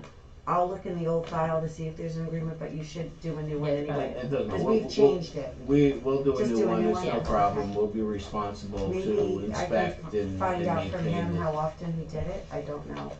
Well, I know you have to do annual inspections There's- and right. then depending There's upon certain that, number of there's certain cleanouts, maintenance that but needs John to be. can tell you what would be required with Rachel. Right. Yeah. I mean, that's, doesn't have to be discussed today, so we will. Last comment, I do see a fire truck turning maneuverability plan showing that, you know, a fire truck can get access to the site and back out, so, for the record, we do have that.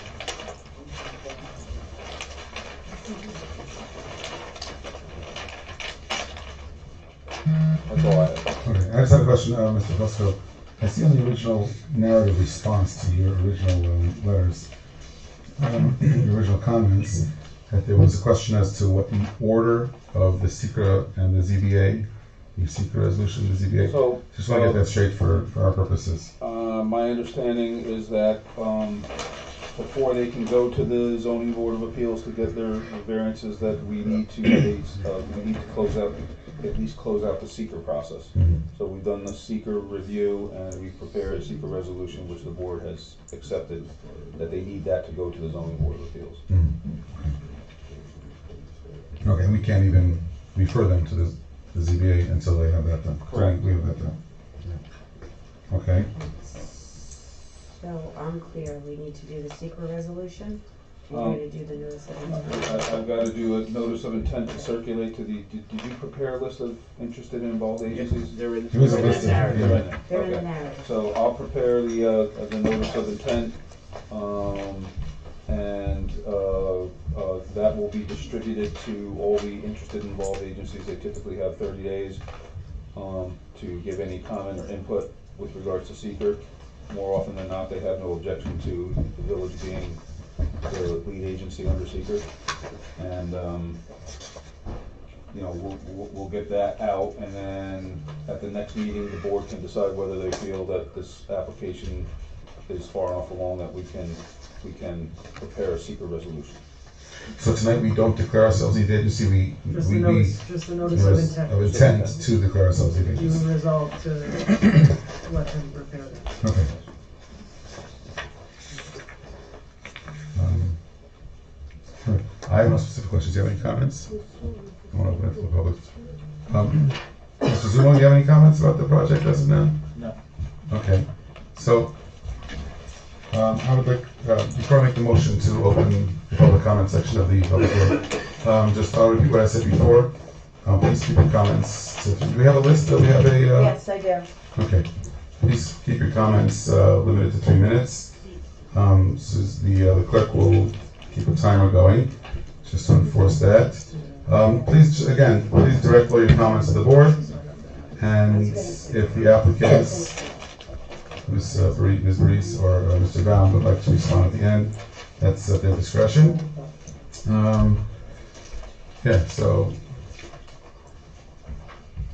Okay, if anybody would like to sign up, now is the time to sign up if you want to speak, if you did not sign up. Okay, because I'm only going to go by the list, nothing after the fact. Is anyone downstairs? Everyone's here. Everyone's here. There's no one downstairs. It's set up just in case, but no one's down there. So I'll make a motion to open the public comment section of this application. Do I have a second? I'll second. All in favor? Aye. Aye. Was that Mordecai or Maurice? Mordecai. I couldn't hear. Okay, thank you. Okay, the first person is Ron Pomeranz, 32 North Devaugn. Yes.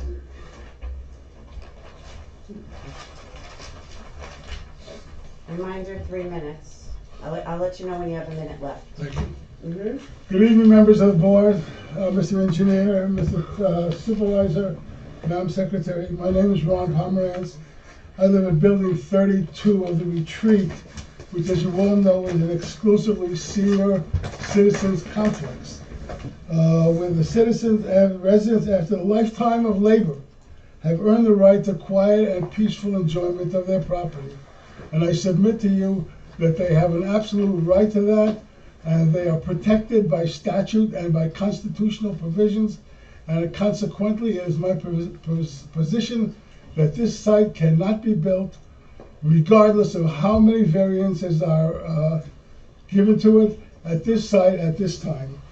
The fact is that this applicant seeks 9 separate variances for basic compliance with basic building codes, demonstrates an arrogant disregard of the rights of a protected class. Firstly, he's falsified his application. I call your attention to section E1, land use, where he has falsely stated that there are no facilities serving children, the elderly, or the disabled within 1,500 feet of the proposed site. It is preposterous that this applicant expects anybody to believe that he hasn't looked up at his immediate contiguous next door neighbor consisting of 6 buildings and will not acknowledge that that building exists and is the home of senior and disabled individuals. I could go on all night with objections. Just as ridiculous it is for this applicant to claim that he is going to enclose 140 teenage boys in 94 rooms all day. What about classrooms? What about bathrooms? What about cafeterias? What about laboratories? And keep these boys locked up all day by his own statements, from early in the morning to late at night. What is going to happen to their exuberance? We all have a certain amount of common sense, and these boys are going to have to exhibit their exuberance someplace. They're going to go out. They're going to have to play. They're going to have to exercise. And putting up a single basketball court is not going to be the answer. And even if they do, the noise. 30 seconds. Left? You have 30 seconds. Makes it prohibitive.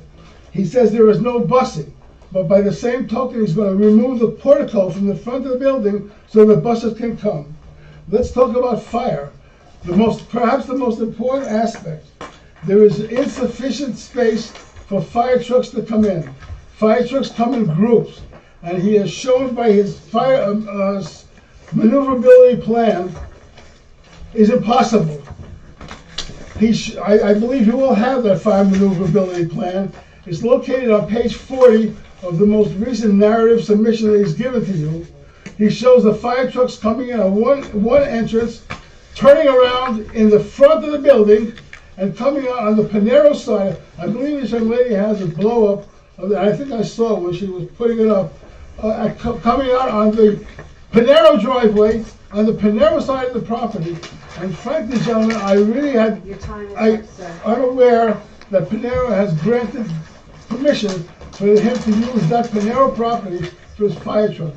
They cannot get to the back of the building, and if there's a fire, those 140 boys seeking to get out, there's no exits on the back, the fire trucks cannot get back there.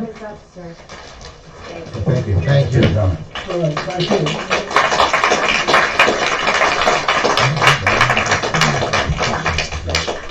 Okay, Martin Arshansky.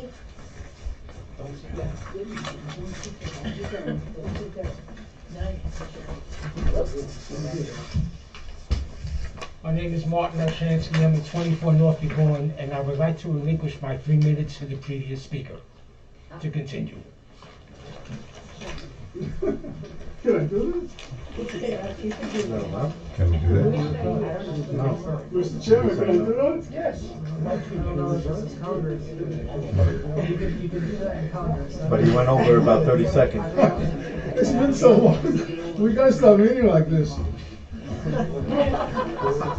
Please, all I'm asking you to do is look at that exhibit. It's page 40 on the most recent submission, and I believe that the blow-up is available. It's called the fire truck maneuverability.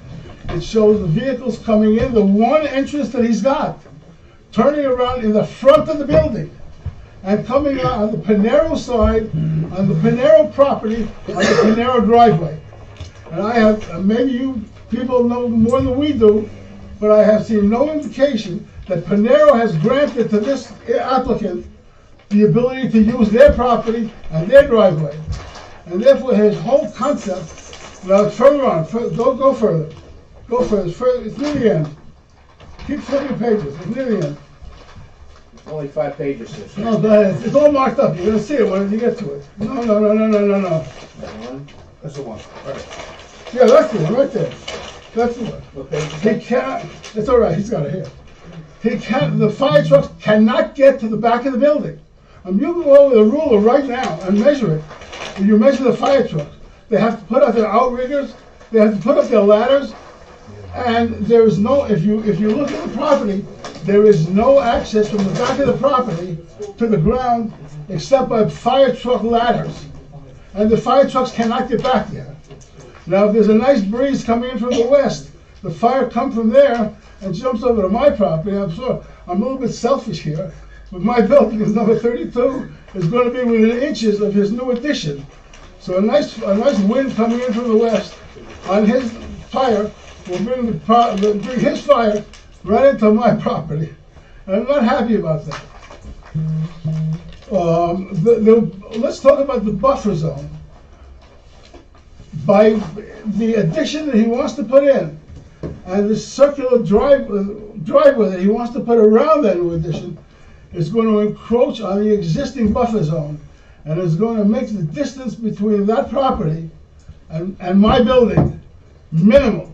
And there's going to be erosion, there's going to be subsidence of property in a storm, and I believe the insurance companies are now talking about 100-year storms. And there's going to be a problem, and there is no provision in any of these plans for retaining walls or any structures to prevent that from happening. I could go on and on all night. This applicant has said... 45 seconds. In my 45 seconds, let me say, this applicant has said that he can't find any place in Airmont other than this to build a school. I have no knowledge of that, but that's not my problem. That's not the problem of the residents of the retreat to solve this applicant's problems, whether he can or not. He hasn't supplied proof that he cannot find another place. But even if he can't, that's not our problem. He doesn't have to plant his building, violating 9 different building codes, setting up dangerous fire conditions in an area where, just because he says he can't put it someplace else. Time is up, sir. Okay, thank you. This time I'm going to go quiet. Thank you. Thank you. That's the one. Okay, Bob Bieber, 28 North Devon. Gentlemen, my name is Bob Bieber. I live at 28 North Devon, and my background is disaster management, risk management, and emergency services. Now, the question came up with respect to responsive for fire engines. Mostly, when they respond, they don't respond with one fire engine. They respond with hook and ladders and water pumpers. Then the police respond with 2 or 3 vehicles, and God help it if you need emergency medical services. To fit into that area, to get around the back of that building, which does not have an exit for evacuation of people in the building, there's no exit other than the one that connected to the previous resident. The fire department will only at this point either get in through the front door or try to take the hook and ladder around the back of the building to evacuate, putting the ladder up to the different stories and evacuate people down the ladder to bring them to a safe environment. Well, the hook and ladder has prongs on each side. It stands there stabilized by those prongs that come out from the side of the hook and ladder. If you can't get them and they don't fit into that area, the hook and ladder is now unstable. So if they're around the front and there's no way to get the people out of the back, where are they going to put the hook and ladder to evacuate? It's just not going to happen unless the whole area is widened, and it isn't widened and it's not intended to be widened. And my concern is that emergency service will not have the access with the ambulances, the police, and the fire trucks. And from that point on, this is not a place to put a school. It's not a place to put an environment which endangers the children. And very quickly, because of my background in disaster management, I've seen fire trucks get to a place, cannot reach the students, and the worst thing you'd ever want to see is students being taken out in body bags. Now that only creates a liability for the environment, because people will sue where the deepest pockets are, and that's right here.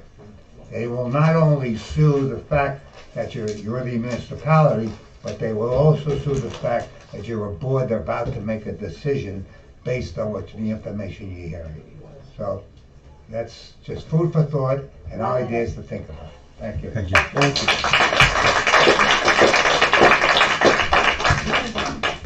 Okay, Corinne, you crossed your name off?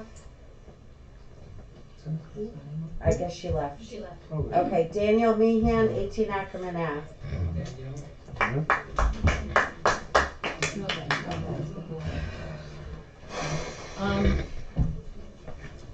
The village code states that school with dormitory requires minimum 10 acres. This lot has 2.7 acres. It should never even get past the planning board. It doesn't have it. It is completely out of, it's not even in the same universe as what it's supposed to be. If this is approved as a school, it will set a legal precedent for other schools and other buildings to be built much taller than 3 stories and on small lots. For example, if someone has 2.5 acres, why can't they build a 3-story building if you've allowed a 4-story on 2.7 acres, right? This is what the village could turn into if this gets approved. I'm asking you to please consider it and consider what your job is as the planning board. I do have a question for Rachel. The easement, the O&R easement, is that currently paved? In the back, there is pavement. It is paved, okay, okay, I wasn't clear, okay, and I couldn't tell. Yeah, there's only a very small part that's different. Okay, all right, so that's. They already have parking back there. I see, okay, so that wouldn't, so is that, if that is paved, so if that's used for parking, is that gonna cover That's this? fine. Okay, all right. Yeah, O&R can have, you can have things as long as it's not like a permanent structure, like you couldn't put a house there because that's in the way, but they can go Okay. around. I just wasn't clear if it was Yep, paved it's all the already. same, that's the part that's the same. The only thing I'm gonna say is, the engineer sitting here, his name's John Nozell, not Mr. Fusco. Nozak. Nozak, excuse me, sorry. But he works for Mr. Fusco. Yes, he does, but he's still called Mr. Fusco, and it's not names. Okay, Brian Cohen left, his name's crossed off, Mr. and Mrs. Bigner, not speaking. Kathleen Tilley, or Esther Tilley? No? It was Mr. Tillum. Okay, Tillin, maybe? She Oh, left. she left, that was the She was principal, written on, yeah, she she must must have have signed the signed the wrong wrong one. sheet, Yeah. okay. Randy Morrison? Marlin, excuse me.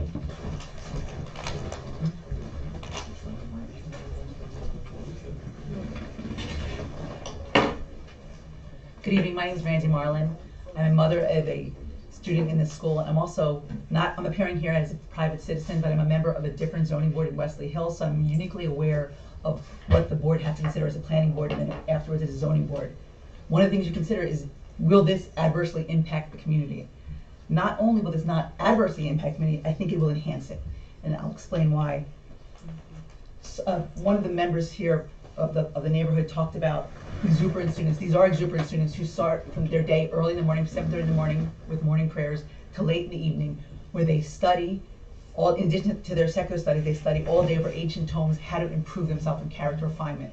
Examples of this is one of the rules of the school that the students must leave with their hat and jacket and walk in a distinguished manner.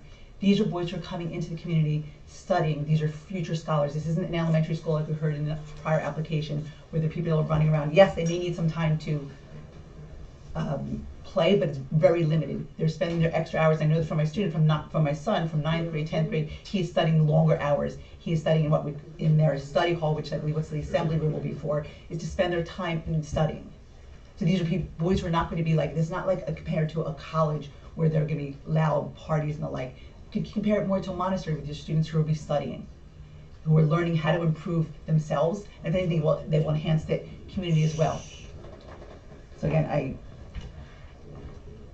can't advocate enough how much this yeshiva will help the community, and it will not only not adversely impact it, it will have a positive impact on it. Thank you. Thank you. Okay, Gary Leader? Can I just have your address for the record? Sure, my name is Gary Litke, L-I-T. Oh, Litke, I apologize. L-I-T-K-E, that's okay. And I'm at 16 Langeries. Okay. And if you can spell that, then you should take the rest of the night off. Hi, my name is Gary Litke. Thank you for this opportunity.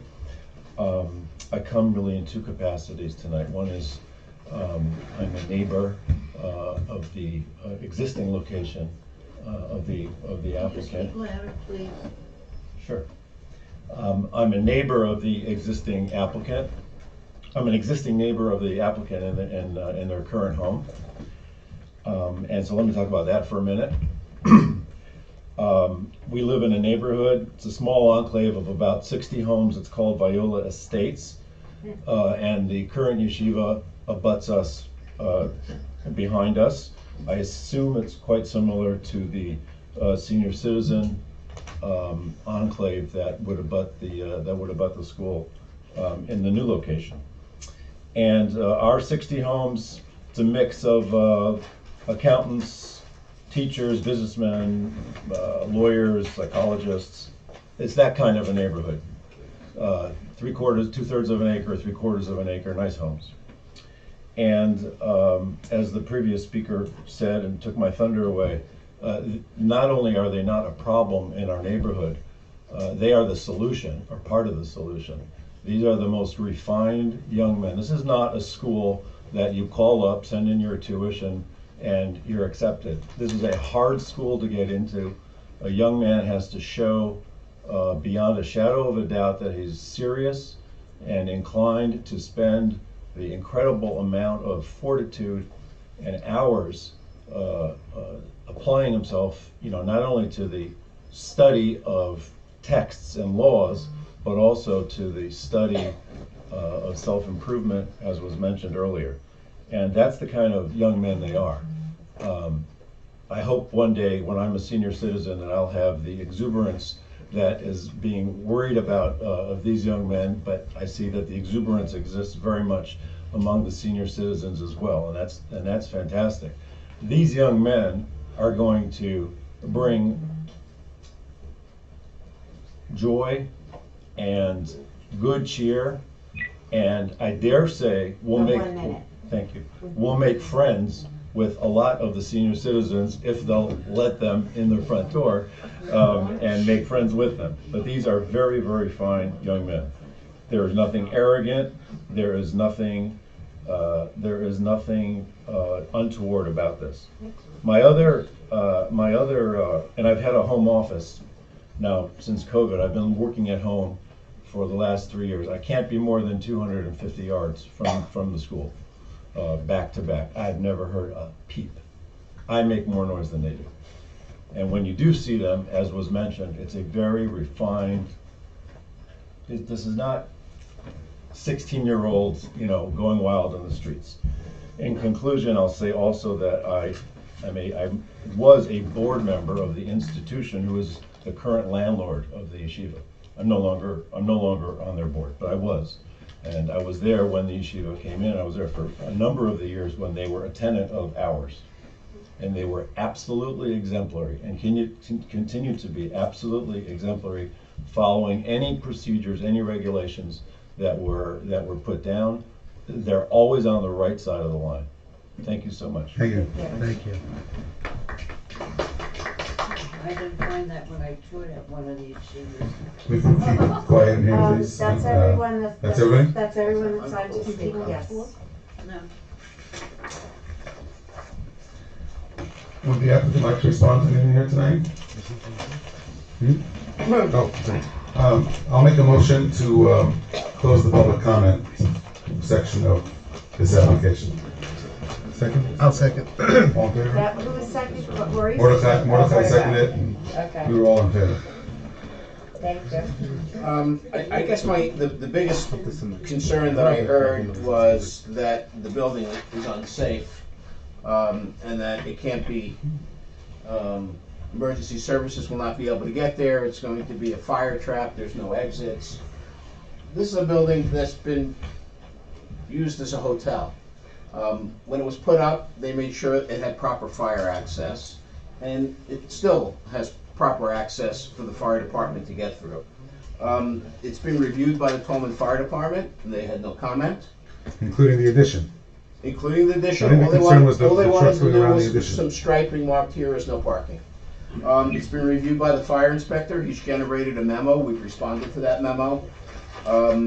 So nobody's looking to create a fire trap here where students are going to be caught in the buildings. There are exits here. There's exits in the front. It's a totally safe building, and it will be safe because the fire inspector and the fire department and the building inspector are going to make sure it's safe, and they're not going to let it be occupied unless it's safe. So I think we can rest assured that the village will do an adequate job in ensuring the safety of any students that live in this building. It was safe when it was a hotel. It's going to be safe when it's a school. So the other comments, we'll respond to in due time.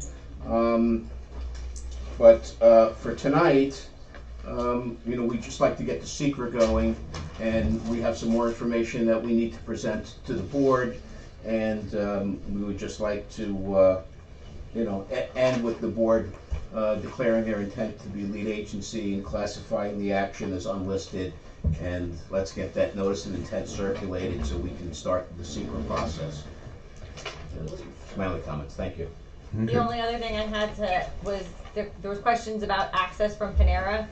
The access the information that gives the deed, the right for the school to use the driveways on the Panera property came before Panera, and was originally this was one site plan of the two lots together, and then it got subdivided, and that was a separate lot. As part of there are deeds, and the information is on the plan that says where that is listed, that it is, So, they have just to access. be clear, so the owner of this property, whoever it is, has the legal right to use those driveways on Panera? Yes. So I think if we could. There was a cross-access. There was a cross-access agreement that wasn't signed by Panera. But it existed before. Panera subdivided the land, it's no longer. But how I'll did- pull it okay, out. we'll have There's to- there's a Because I recorded found it. access agreement. We found I'll pull it out. So if you could get, we copy that, so we Yeah. can see what it is. Okay, because we found that. An old one or a new one? I think it was pretty new. Okay, then, I think it's pretty I'll new. look in the Panera file, I don't. It was so- You know what, let me just see, maybe I printed it out. Or you can just send it to me. Yeah, you can just send it. You don't have to Yeah, do it doesn't have to be done tonight. Here it is. Oh, you have it, okay. Declaration of easements and restrictions. I will send it to them. Yeah, and they recorded it, 'cause I It was remember seeing recorded it. in the Rockland County Clerk's Office in 2020, Okay. so I'll provide a copy to Thank you. everybody. Thank you.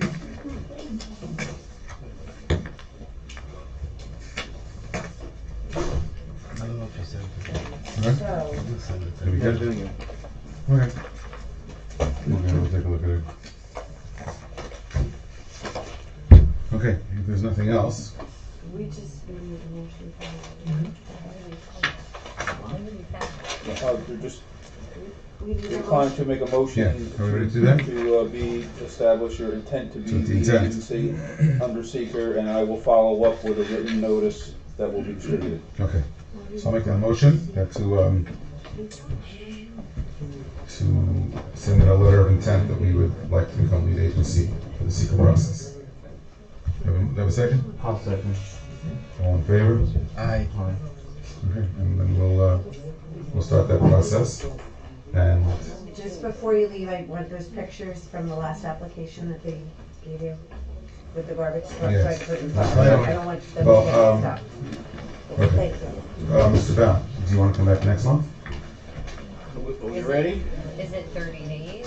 Approximately. Yeah, well, you have to wait 30 days before you can declare yourselves to be lead agency, so if we're coming back before the 30 days, you can't take any action. I don't think so. I think it's gonna be the 23rd of February. Today's 26th. Oh, you should be more. Why don't we go to March? Let's go to March. Okay. So what's the date of the March? Hold on. Just more time. Well, Oh, that's, that you're was waiting for me, what- right? That was what I was waiting on. On Monday, March 20th. Do you have an issue? Monday, what's with that? I have an issue with it Thursday. And Monday's available. Monday, I got all the consultants. Monday's That's why. so Monday. Yes. Okay. No, they would only come back in March 20th. We already have 2 applications, just so you know, for the February 23rd meeting. Okay. I already have 1 submission I received today for the March 20th meeting. Okay. I'm getting slammed. Well, we were all for a. Okay, well, I'm assuming they'll want to be on the agenda, so. Does March that work 20th? for you? No, Does that work for you? Yeah, I think it should work for now. Okay. Yeah, I'm working So let's call it March 20th. All right, Monday, And March let's, 20th, and the deadline for that is February 17th. It's a Friday. February 17th? It's a Friday. Actually, maybe the 16th, I'm gonna be. Yeah. Okay. Okay, So- I wrote down February 16th. Yes, thank you. February, when is the next meeting? No, there's February 23rd, but they're not coming to that one. They're not gonna come to Right, the they're not gonna next. make a shitty 30 March days. 20th. March 20th is 2 meetings from now, and they want to be on the agenda. So I'll make a motion to continue this public hearing to the planning board meeting of March 20th, 2023, right here in the Village Hall at 7 p.m. I'll second. All in favor? Aye. We'll see you then. Okay. Thank you. Thank you, everybody. Good night. Have a good night, everybody. Any other business, Susan? Yes. I need a resolution from the board authorizing me to prepare the site plan approval and special permit approval for Dinos and Muncie. Okay. I'll make the motion. I'll second. I'll make the motion to authorize, Okay. this is it, or? Unless you want to keep doing it. No, I was only going to have to like specify the name of the firm. Right. No, it's fine. And I need a second, okay, all in favor? Aye. Okay, so I'm gonna email everyone, as long as you're okay with the other dates, I don't know if you had a chance to look. I didn't look at it yet. All right, so when I get the okay from Chairman Freeland, I will email you all the year's dates, but I'll give you the next couple of days. Okay. And I'll send out the training information. But we definitely have a meeting in February and March. We already have submissions. Right, so now I need. So I'm gonna make a motion to adjourn tonight's public meeting. I'll second. Planning board of the village of Vermont. Okay, I need a All in second. favor? I'll second. You seconded, all in favor? Aye. Okay, everybody, thank you. Alright, thank you. Take your certificate. Hang it up in the dining room. Oh, they can't really get.